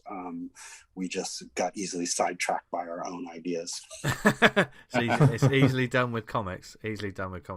And that one was more my baby, that Jason was, I hired to do. And then since this is both of us, it just felt more like we just got excited about it. And then Jason has more of a stake in it, right? As the artist. And so it just kind of jumped the line a little bit. Well, and also the excitement's right there on the page, man. I mean, when Dan said about it, and he showed us the issue, it speaks for itself, doesn't it, Dan? Yeah, I mean, it's real energy, and kind of you're along for the ride. I really enjoyed it. It was such a fun read. Yeah. Well, thank you. I really appreciate that. Yeah, and it's interesting to see where it goes from here as well, with those different flavors you've mentioned. even with a successful Kickstarter, you're looking at like, maybe 120 readers. So it's hard to get a sense of what happens once it goes out into the world. Yeah. Without publisher distribution. So if people who obviously missed out on the Kickstarter or want to check this out now, how can they go about that? Right now, you can go to Gumroad. Are you familiar with Gumroad? Oh yeah, totally. Yeah. So Killer Bad 1, the digital copy that you received, is on Gumroad right now. You can buy it for $5. And then we'll be running another Kickstarter for issue 2. Sometime this year. It's in production. I don't think we're going to get, we were essentially finished with book 1 when we kickstarted. So I think we're going to get 6 to 10 pages together this time and then run the Kickstarter and then take a little longer to put out. But we don't want to lose the momentum that we had with a successful Kickstarter. And then I think we're going to port Killer Bad 1. You can port successful Kickstarters where they can just kind of live on Indiegogo and have people buy print copies and buy our overstock there. So I think that'll be the next step too, if people want print copies and they missed out. It'll also be on very select store shelves in New York. Anyone Comics, Jim Hanley's Universe, or Jim Hanley's, it's called now, JHU. And a couple. There's a few different places. Jim Hanleys on there. Is there one at the train station still? There was used to be, wasn't there? I'm thinking of Midtown, am I? Or... You're thinking of Midtown Comics at Grand Central. Yeah. There's not JHU in the city used to be right under the Empire State Building. Yeah, it's moved a few blocks away now, isn't it? Yeah, it has. I'm really good friends with Nick and Ron, the owners, so they always support my work, and so they'll have some copies. So if you happen to be in New York, it'll be easier to get a physical copy than other places. And then I think once we run the 3 Kickstarters, we'll start looking for a publisher. And I think just based on the quality of the art alone, I foresee someone wanting to release it. Yeah. I'd like to think so. Yeah, fingers crossed. Yeah, hopefully. And then we've got we've got killerbad.com, so that takes you to still now the old Kickstarter, but anything that's happening with Killer Bad will be at killerbad.com, and you can go to Jeff Wrights, JEFWRITES.com, and you can see our press kit, which has 6 preview pages, has that Rob Liefeld video I was telling you about. Yeah, go watch that. Yeah. The 1-for-1, watch it and then watch the original and see what a great job we did. And also it has some of those character descriptions and some character designs and stuff that it did end up in the print copy also. Nice. Also want to just focus a little bit on Anyone Comics, because you were telling us a little bit about that before we started recording. So anyone in the sort of New York area, because it's not just a comic store, they also you can get your orders delivered. Is that correct? Yeah, ever since COVID happened, he was doing bicycle deliveries, car deliveries. He's still doing it for me. I don't know if that is standard anymore now that they've opened up, but he's been Demetrios there is the owner, and I've known him. I met him when he was an employee at Midtown Comics, and now he has his own comic store, and it's just a great little shop, middle of Brooklyn. It's really cool, and he has a basement where he has artists have studios there and stuff. I think, and so it's just kind of a cool scene, Oh God, I can see Tony Esmond going there. Well, I think my partner in crime, Mr. Phelps, in New York soon, so I'll point him that way as well. Yeah. Nice. Well, thank you for coming on, Jeff. Thank you for inviting me. It was a pleasure. Yeah, pleasure, man. Yeah, it's been good. Pleasure. Yeah. Keep us up now to date. I got to go back and listen to your review. It'll be fine. Yeah. But keep us posted on whatever you got coming up in the future. Sure. I got a lot happening in 2022. I think. Are you? nice. Do you table at NYCC at all, dude? Or I have. I've been to everyone. I have tabled before when I had an Oni book in 2015, and kind of put together. So I was in a rock band for a long time, which I think you'll appreciate the name, Americans UK. Nice. We were a sci-fi rock band, so we threw a party one year, and I got a table because of that, and because my book was on sale that year. So okay. I've tabled in. I usually go. It's really hard to get a table there. Yeah, we're I sort of work part-time for a comic company over here, and we've tabled there a couple of times, so I'm hoping to table there in October again. So yeah, I might see you, man. Yeah. Well, please reach out if you do, and we'll meet up. So yeah. And you've also had some work in heavy metal. Is that correct? That's right. Yeah, Jason and I both. We were in their holiday special 2 years ago, with the idea of like the ghosts of the Christmas ghosts are an elite team who have to, if Christmas can't be saved, they destroy Christmas so that it's not corrupted by essentially that universe's version of the devil, the great dragon worm. That sounds nuts. Yeah, so we got in that. We also got in there. They did a book for Megadeth.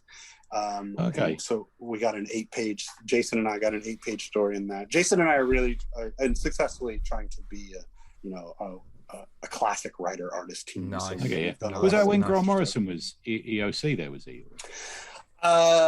Yes, I think technically, but I don't think he was really doing anything anymore. Okay. It was. And I think Kevin Eastman was the owner still then, before kind of the board. I mean, some weird shit went down with that. Yeah, it was a weird one, wasn't it? New ownership. So I have not been involved since. But yes, I did have some heavy metal stuff.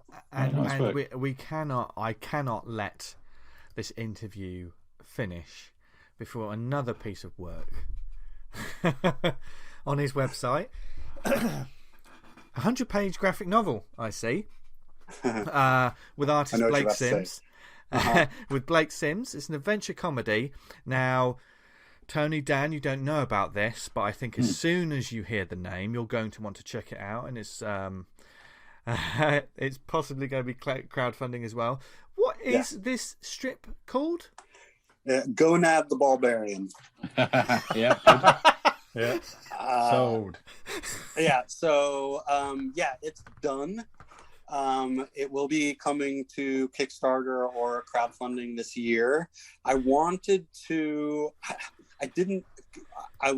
Killer Bad is my first comics Kickstarter. I did one with my rock band. We released a vinyl record like in the early days of Kickstarter, like 2007 or 9 or so. And so this was my first comics Kickstarter. And as much as I love Gonad and I think it's hilarious, I kind of just didn't want it to be my first one right out of the gate. A big broad comedy piece.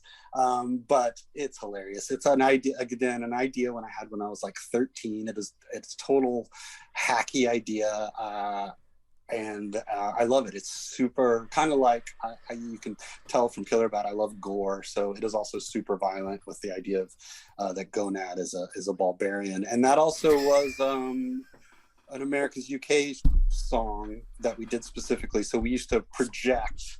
We made like a comic book music video with just like 9 panels, like a lyric video, and then we would project that behind us while I sang it. Nice. So it's like an over the top fantasy epic about, for want of a better word, a barbarian who is a gonad. He's a testicle. So there's Gonad the Barbarian. There's Red Groinia. Is the lady. Deathwort is their villain. Lady Swelling is like the evil Lynn character. It's clearly like it's a mashup between Conan, He-Man more and dick jokes. Amazing. See, for the past hour you've been thinking, this Jeff, he's a real, he's obviously a very sophisticated, high-minded, sophisticated writer. We didn't even bring him down to our level, folks. He was already there. Yeah, so that'll be on Kickstarter, presumably Kickstarter, if they accept it this year. Well, brilliant. Yeah, we look forward. we got one band, so yeah. We look forward to seeing it. And once again, thanks for joining us, Jeff. You've been an absolute legend. Well, thank you for inviting me. Thanks, Jeff. Thanks, man. And there you have it, folks. See, Good chat, so much dude. fun. It was a good one because it was sort of, we don't know these people sometimes, and they come on and they're often sometimes they're a bit of an unknown quantity, aren't they? But Jeff turned out to be a good lad. Jeff's one of the awesome ones, and very much, if you like Vanguard, a lot of our lovely listeners are big supporters of the Vanguard comic. It's interesting. He talks about like the character types and how they sort of like, these characters are, because that's exactly how I designed the initial. I was team. thinking that as the talk was happening, I was thinking that's very much how you've gone into sort of a lot of. That's discussed in the comic, the fact that they're made like these archetypes of like you look at them, you there's kind of like a visual narrative or language you already pre-impose on these characters because the way they look like, the way they're designed. Yeah. I mean, I think there can be a lot of as we talked about briefly there, like a lot of punching down on these sort of character designs, but you can do a lot with them, man. If you think about it right, if you treat it the right way, that's that sort of trope that you're leaning into is no different than what a lot of superhero comics are trying to do on a daily basis anyway. So I don't want to be that wanker that says subvert expectations, but that's what you can do. You just got to put some more pouches on your costumes. Beanbags on your head. Beanbags on your head, pouches on your costumes, and a boob window. Why has no one made any of them like some like glasses and that thing pad you can sit on your? Oh, no one would wear it. That's why. No one. Yeah. I don't understand that boob window thing either, because you can't see the boobs. You can see things through windows, can't you? I don't know, man. I don't know. Sexist. I've spent many an hour pondering that, T, and I've not got to the bottom of it. No. Wife tells me to move on. I will one day. Well, it's better than out.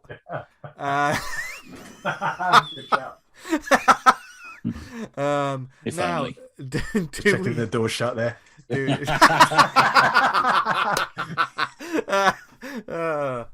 Now, do we have any shout outs this week, gents? Yes, I've got a couple. Go for it. So, one.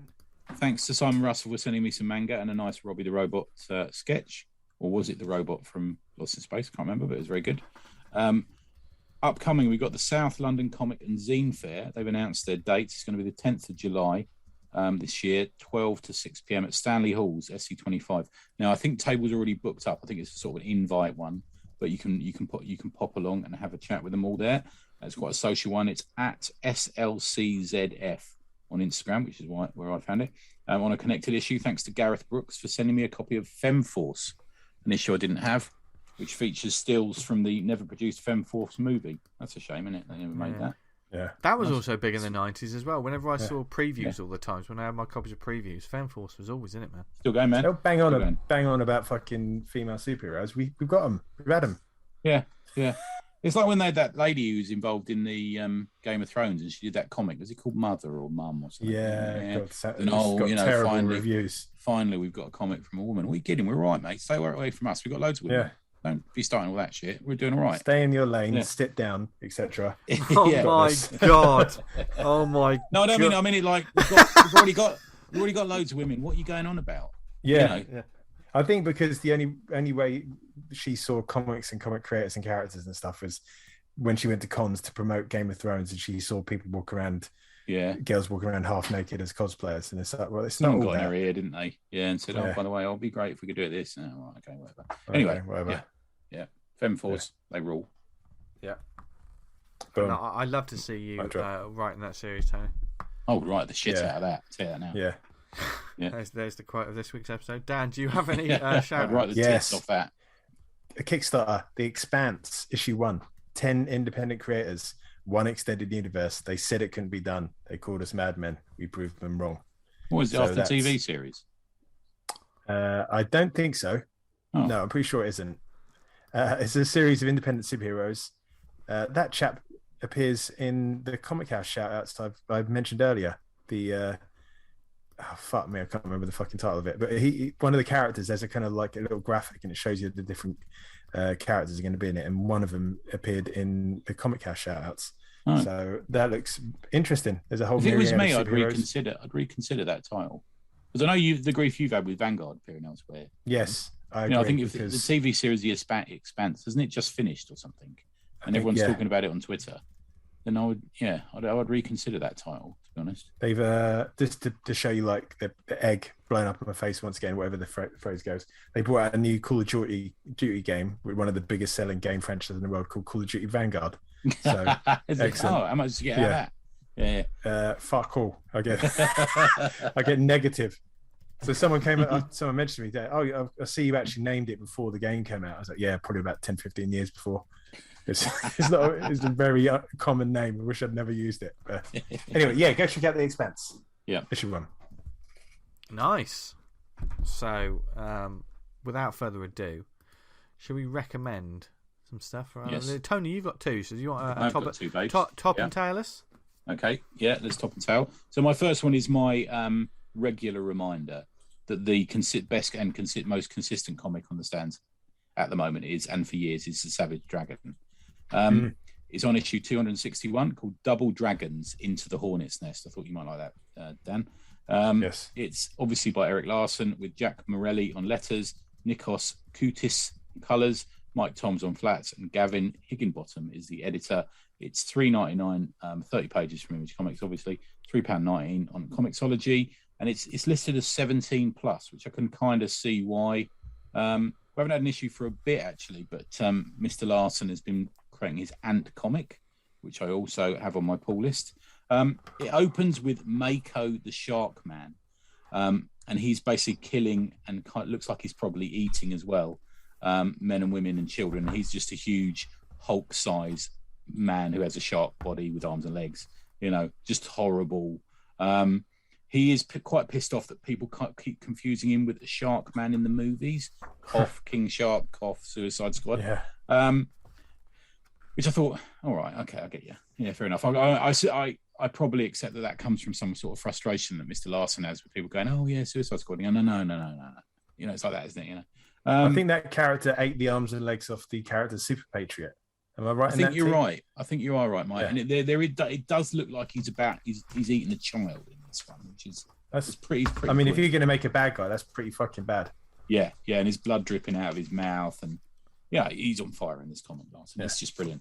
And then it flips over to we see Malcolm Dragon, who is the current Savage Dragon, and he's still in Canada where he's gone with his missus Maxine and the kids. And he is at a hockey game in Toronto, and he's eating a burger or a hot dog or something. And they're watching the hockey. And he's talking about how he's getting used to life in Canada. And Maxine, as always, is up for a shag at this point. And she's trying to get his knob out and blow him in the crowd, in the stands. Jesus Christ. And he's saying to her, not here, not now, never in public. I've told you, never in public. And as he pulls her out of his lap, there's a sort of drip of spittle. I'm guessing is spittle coming out of her mouth, and she says, "You're no fun." And as he carries her away, she's sort of, her shirt's ridden up, and she's sort of dry humping him because she's like, I think we talked about this before, didn't we? With the Fountain of Jizz episode we talked about. Do you remember? Yeah. She's a sort of nymphomaniac, insatiable nymphomaniac, and she's tiny as well. But compared to him, he's massive, isn't he? I imagine as well. So while that's going on, and they're sort of just settling into life in Canada with her going a bit nuts and him having to work as well and defeat what's going on. There's the Vicious Circle members are sort of vying for leadership. Well, when I say vying, I mean they're just literally murdering each other, trying to get to the leadership of it, which has opened up since the death of Dart.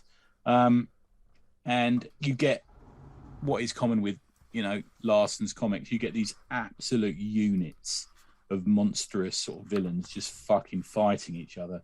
Roughnecks in it, insects, samurai. So this is going on. Now, as we all know, because we're all fans of Savage Dragon, Paul Dragon is Malcolm Dragon's father, but from another dimension.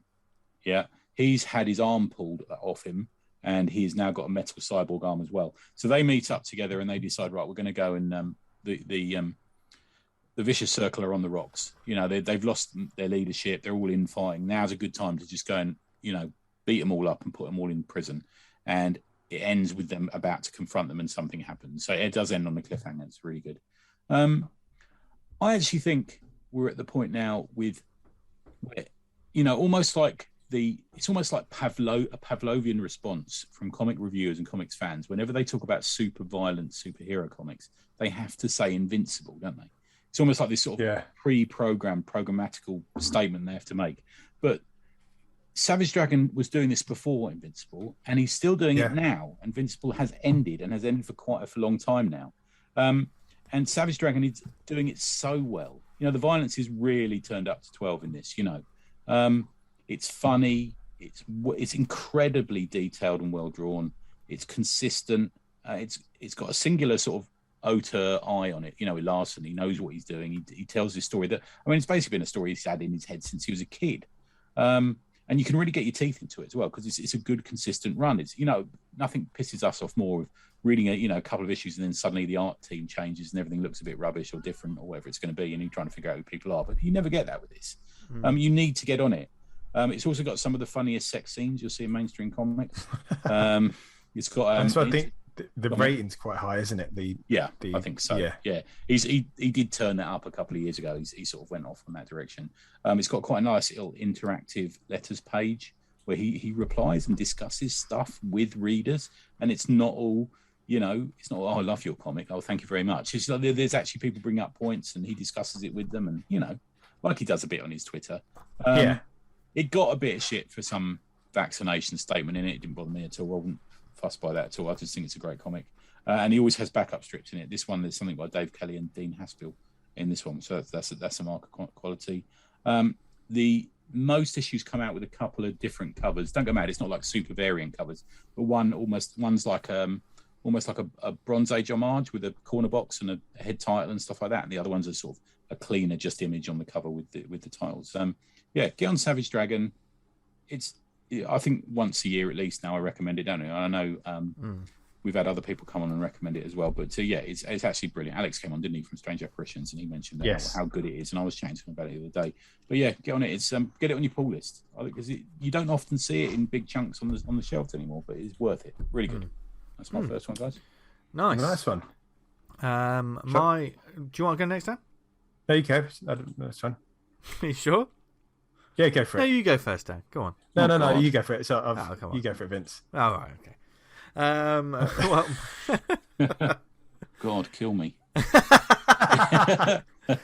No, you hang up. My one's a little bit of a process helping book.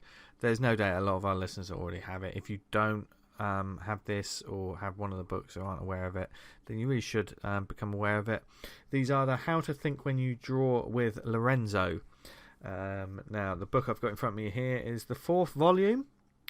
I have each volumes of this, 1 to 4, and I know there is a How to Think When You Write with Robin as well. This is obviously the Everington Brothers, those absolute monoliths of kids comics, and they do so much great work for just comics and just the production of them as well.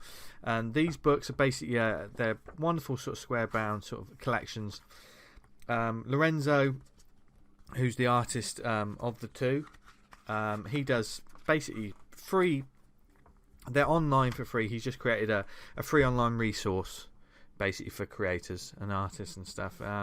It's basically, as he puts it in this book, it's an alternative to sort of arts, paid education, which sometimes people, it's too expensive for a lot of people to be able to find that, as well as all the kit and stuff. So he's basically produced this endless resource. And he's never going to do this behind paywalls or anything like that. It's all up there. It's always going to be free online for everyone, forever, as he says. But so you can check this out now, the How to Think When You Draw. I think it's like a blog, isn't it, or something like that? It's like a Reddit stream. Yeah, definitely on Twitter. Whenever I go and see them on their Twitter feed. Yeah, and it's endless. There's all different kinds of subjects.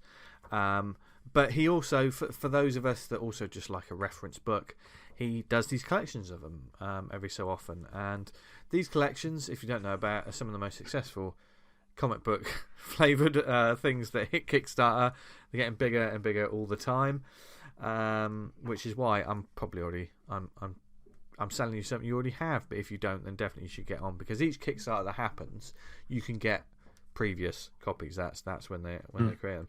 But there's also a lot in his introduction. He talks about when he creates these books, the question he always gets is, how do you find the time to do all of this? You know, you're doing so much work all of the time.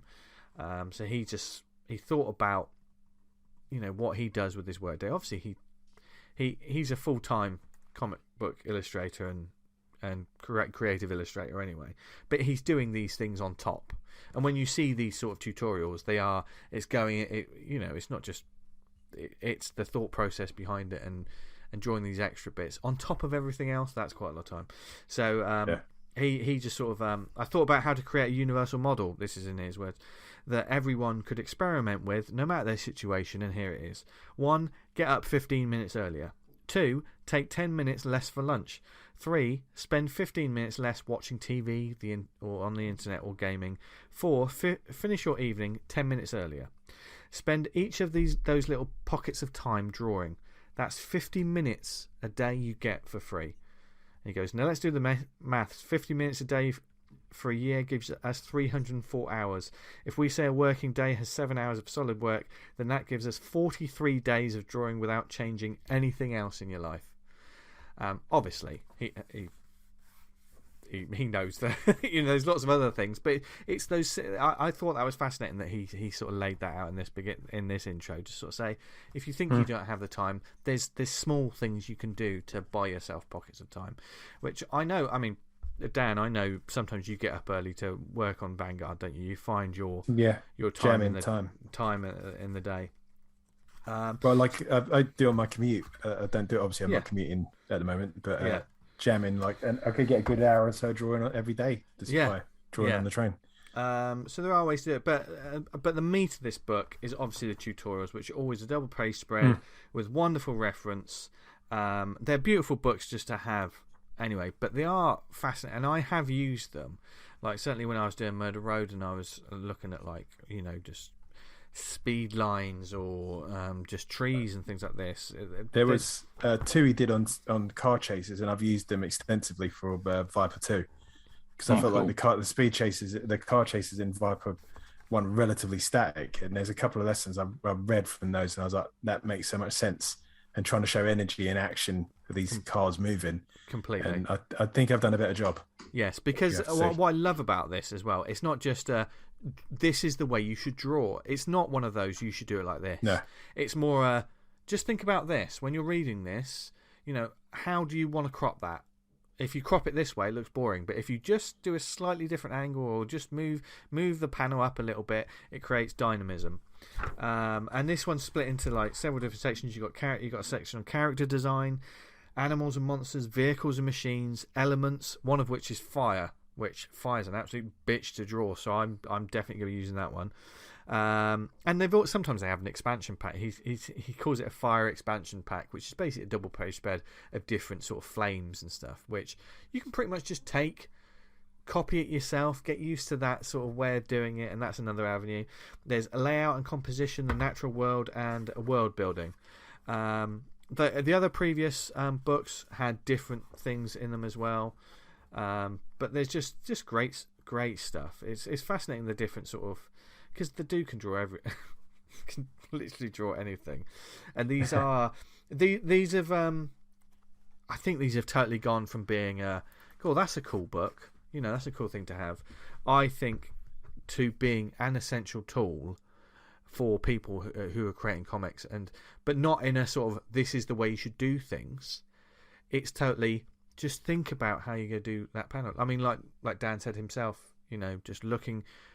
I'm guessing that the lessons you took from that, Dan, was just how to frame things or how to move in a different way. Is that how? And kind of the principles of kind of like trying to get these kind of vehicles, move them off the ground to show some sort of kind of dynamism and kind of action. Like so, if you'd illustrated someone getting punched, rather than have them standing stock still on the floor, you'd have 1 foot off, or them leaping at the person punching it. You know what I mean? Just making more of it and selling the action. stuff like that. Okay. Yeah, and it's also this is Lorenzo's a guy that clearly enjoys drawing everything, and the enthusiasm sort of like literally bleeds off the page, because all those bits that you think, oh, I've got to draw the texture on a stone wall, how mundane. But if you think like that, your background's probably look boring. But there's just little tips and different ways of like doing things, which I think the Everington Brothers do brilliantly. I've pledged to these on Kickstarter every time. Whenever there's a new Kickstarter for this, always pledge to it just to get the book. I haven't got the How to Think When You Write, but I've heard they're very good as well, and they're probably designed brilliantly. So if you want to find out and get on, don't miss out on future volumes when they come out. Add me Lorenzo to secretbooklist@yahoo.com to be added to the Secret Launch Club mailing list. If you've joined any of our lists previously, you're already on it. I'm already on it because I'm a cool kid, and that's what the cool kids do. Talk about drawing comic books. But like no, us. I think I'm preaching to many hundreds of converted artists already. But even if you just like a nice art book, then it's worth getting, because it's just nice. It's nice to look through and read. Never mind the lessons. I just like looking at the pretty pictures. So there you go. That's mine. How to Think When You Draw. Just another emphasis on get on it if you haven't already. Now's the time. And Dan, what would you like to recommend? I've got a manga which I picked up, and I didn't realise this, but before I bought it, and when it turned up, I started reading it. I was like, hold on, I know this story. It's All You Need Is Kill, original story by there we go, we're going to murder these fucking names. Hiroshi Sakurazaka. That sounded like you got a little drunk towards Storyboards by Ryoki Takushi. Original illustrations by Yoshiti Toshi, and art by Takashi Obata. And I think the reason there's so much the different creditors on this is originally it was a work of fiction book, and it got translated into the manga. And this book was translated into a film, which I'm gonna see if you can guess which film it is. Essentially, I know what film it is, but you know what film it is. Yeah. It's a chap called Kenji Kiyoya, and he's a recruit for some kind of fighting this war against these alien race called the Mimics, and essentially he's sent out in this high-tech armored suit called a jacket.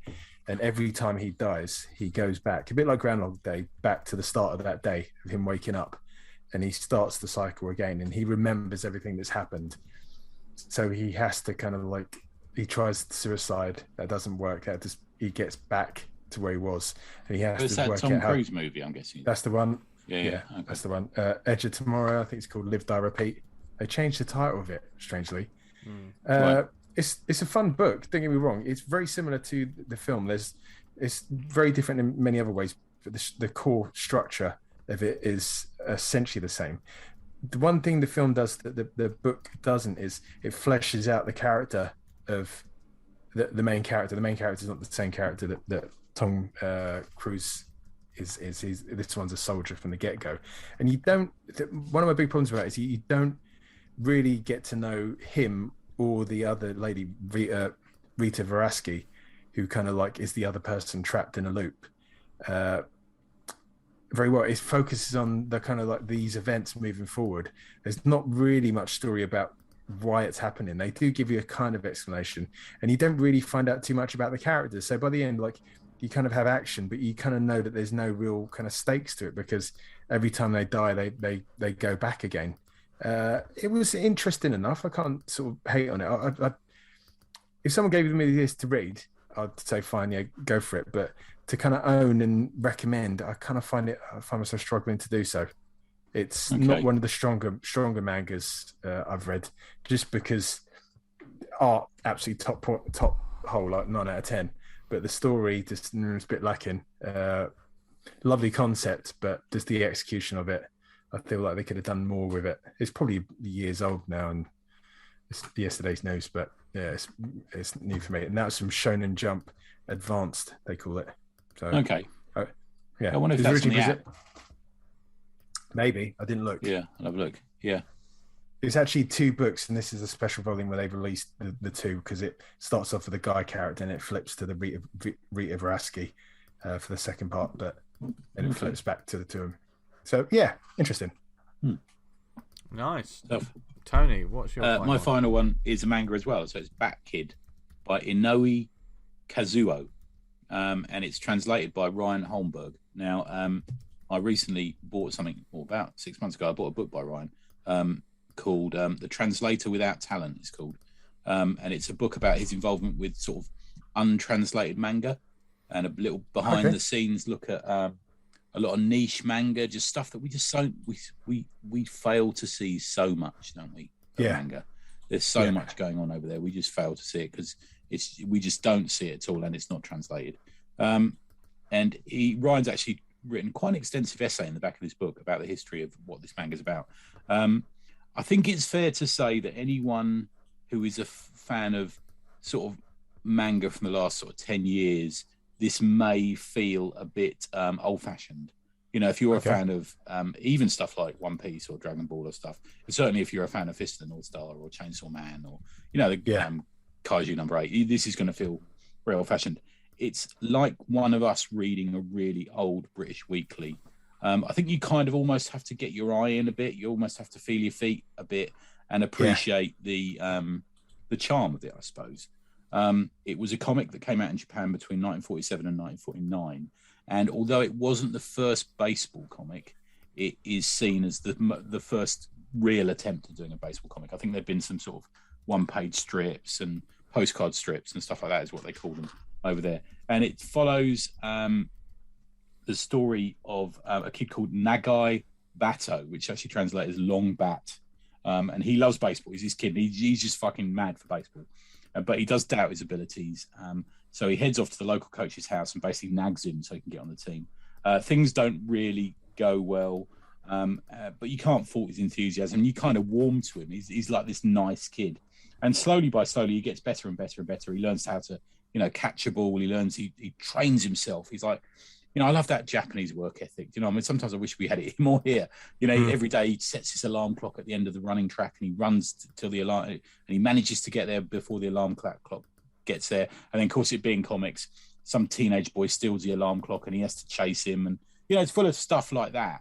It's like reading a British sports comic, there was always a kid who, Billy's Boots, it's that sort of thing. Yeah. And it's in little episodes and stuff like that. And some of the pages are two coloured. You get the red. They use red a lot, actually. Some of the pages are just plain black and white, and some of them are red. And I think that just comes from the original printing of the book. And then as you get further in, there's little quizzes that they had in there. And even though they're in Japanese, they've been reprinted in this book, just so it's, we finally get to see everything for this kid. It's like almost... It's not a hardback archival collection, but it's almost got a sense of that where, it's completist in a way. There's even like a faux retro trading card of Nagai Bato, which I think is a really cool little bit to it. I actually found it really, really interesting. I'm really digging into that post-war Japanese comics. So post-war, post-Hiroshima, Japan was, it was in terrible state. You can only imagine what happened. It's just awful. And there's a lot of poverty there. And it's not the Japan we know now, really. This sort of flash, cool Japan that we all think of now. And the American troops were stationed there. And that's one of the reasons that comics became more popular in Japan, is because of the GIs who were stationed there, post-war. And it's also one of the reasons that whilst baseball was popular, it really took off. And Ryan, who's translating this book, he's really got into the guts of it.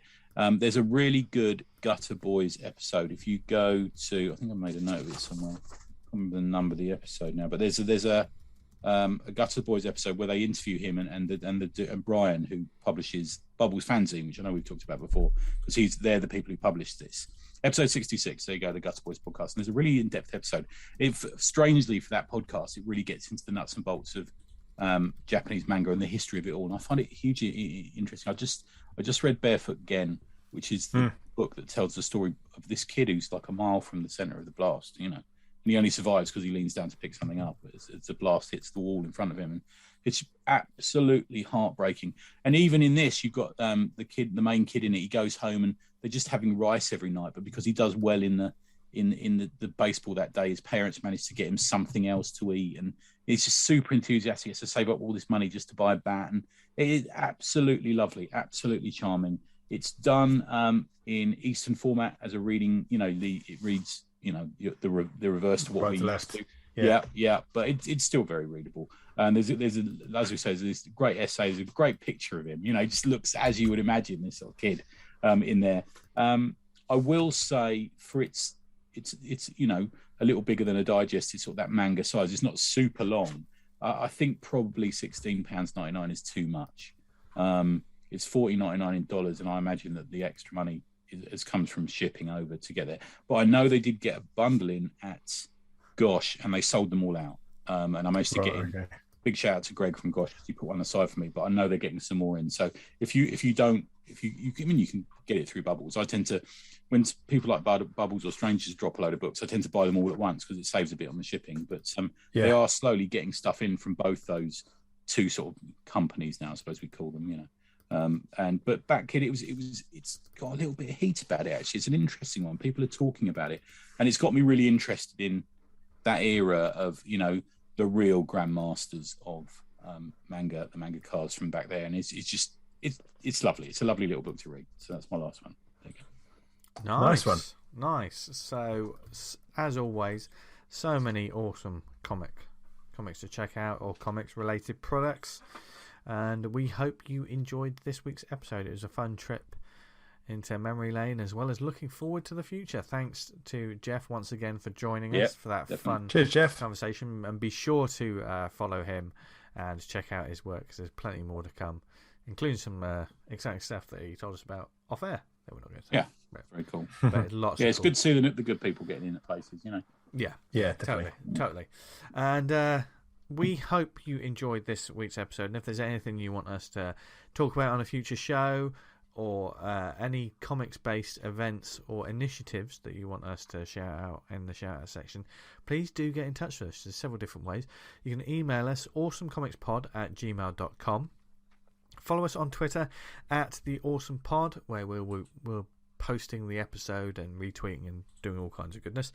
If you do the Book of Faces, go to facebook.com/awesomecomicspodcast. There's also the community group Awesome Comics Talk. Join us on there. There's Tom Curry is one of our admins, and if you don't answer the questions, then you don't get in. There is also the Slack channel, which is full of really good this week, guys. Really the guys are people. Big shout out to Kieran, because he helped me solve something I needed to solve this week. So thanks for that, guys. It's really good. And there's if you're on there, if you go on there, there's what I think Simon started it, but we're basically putting up some pencils and people are inking it to see how different inking styles and stuff. Yeah, and that's really good. I'm really enjoying that. I must get on and do mine, because I've printed it off already, but I haven't had a chance to do it whilst at lunchtime at work or anything. But really good fun. Nice. So get in touch with us to find out how to join us there. Thank you for listening to us, whether it was on the website awesomecomics.podbean.com. If you listen to us on Apple Podcasts, please subscribe and leave a review. It helps get the word out about the show, and therefore all the comics and initiatives that we talk about every week. And if you listen to us on any other networks, such as Spotify, Amazon, Stitcher, Podnose, Podknife, what are the networks are we on, Tony? Well, we're on the famous, or perhaps infamous, Pod channel, which relates to another 90s, Image Comics character, Pod Purple Helmet. God. Yes. So if you found us on that network, real or not real, have a look at yourself. I don't know what is real or not real anymore. I've been doing this show too long. But thank you again for listening to us. Where can people find us online, etc.? Tony? Patreon.com/Tribute Press. We have another week of Fur. If you jump on now on Friday, you'll get the whole story in one chunk as well. So come aboard. Nice. Dan?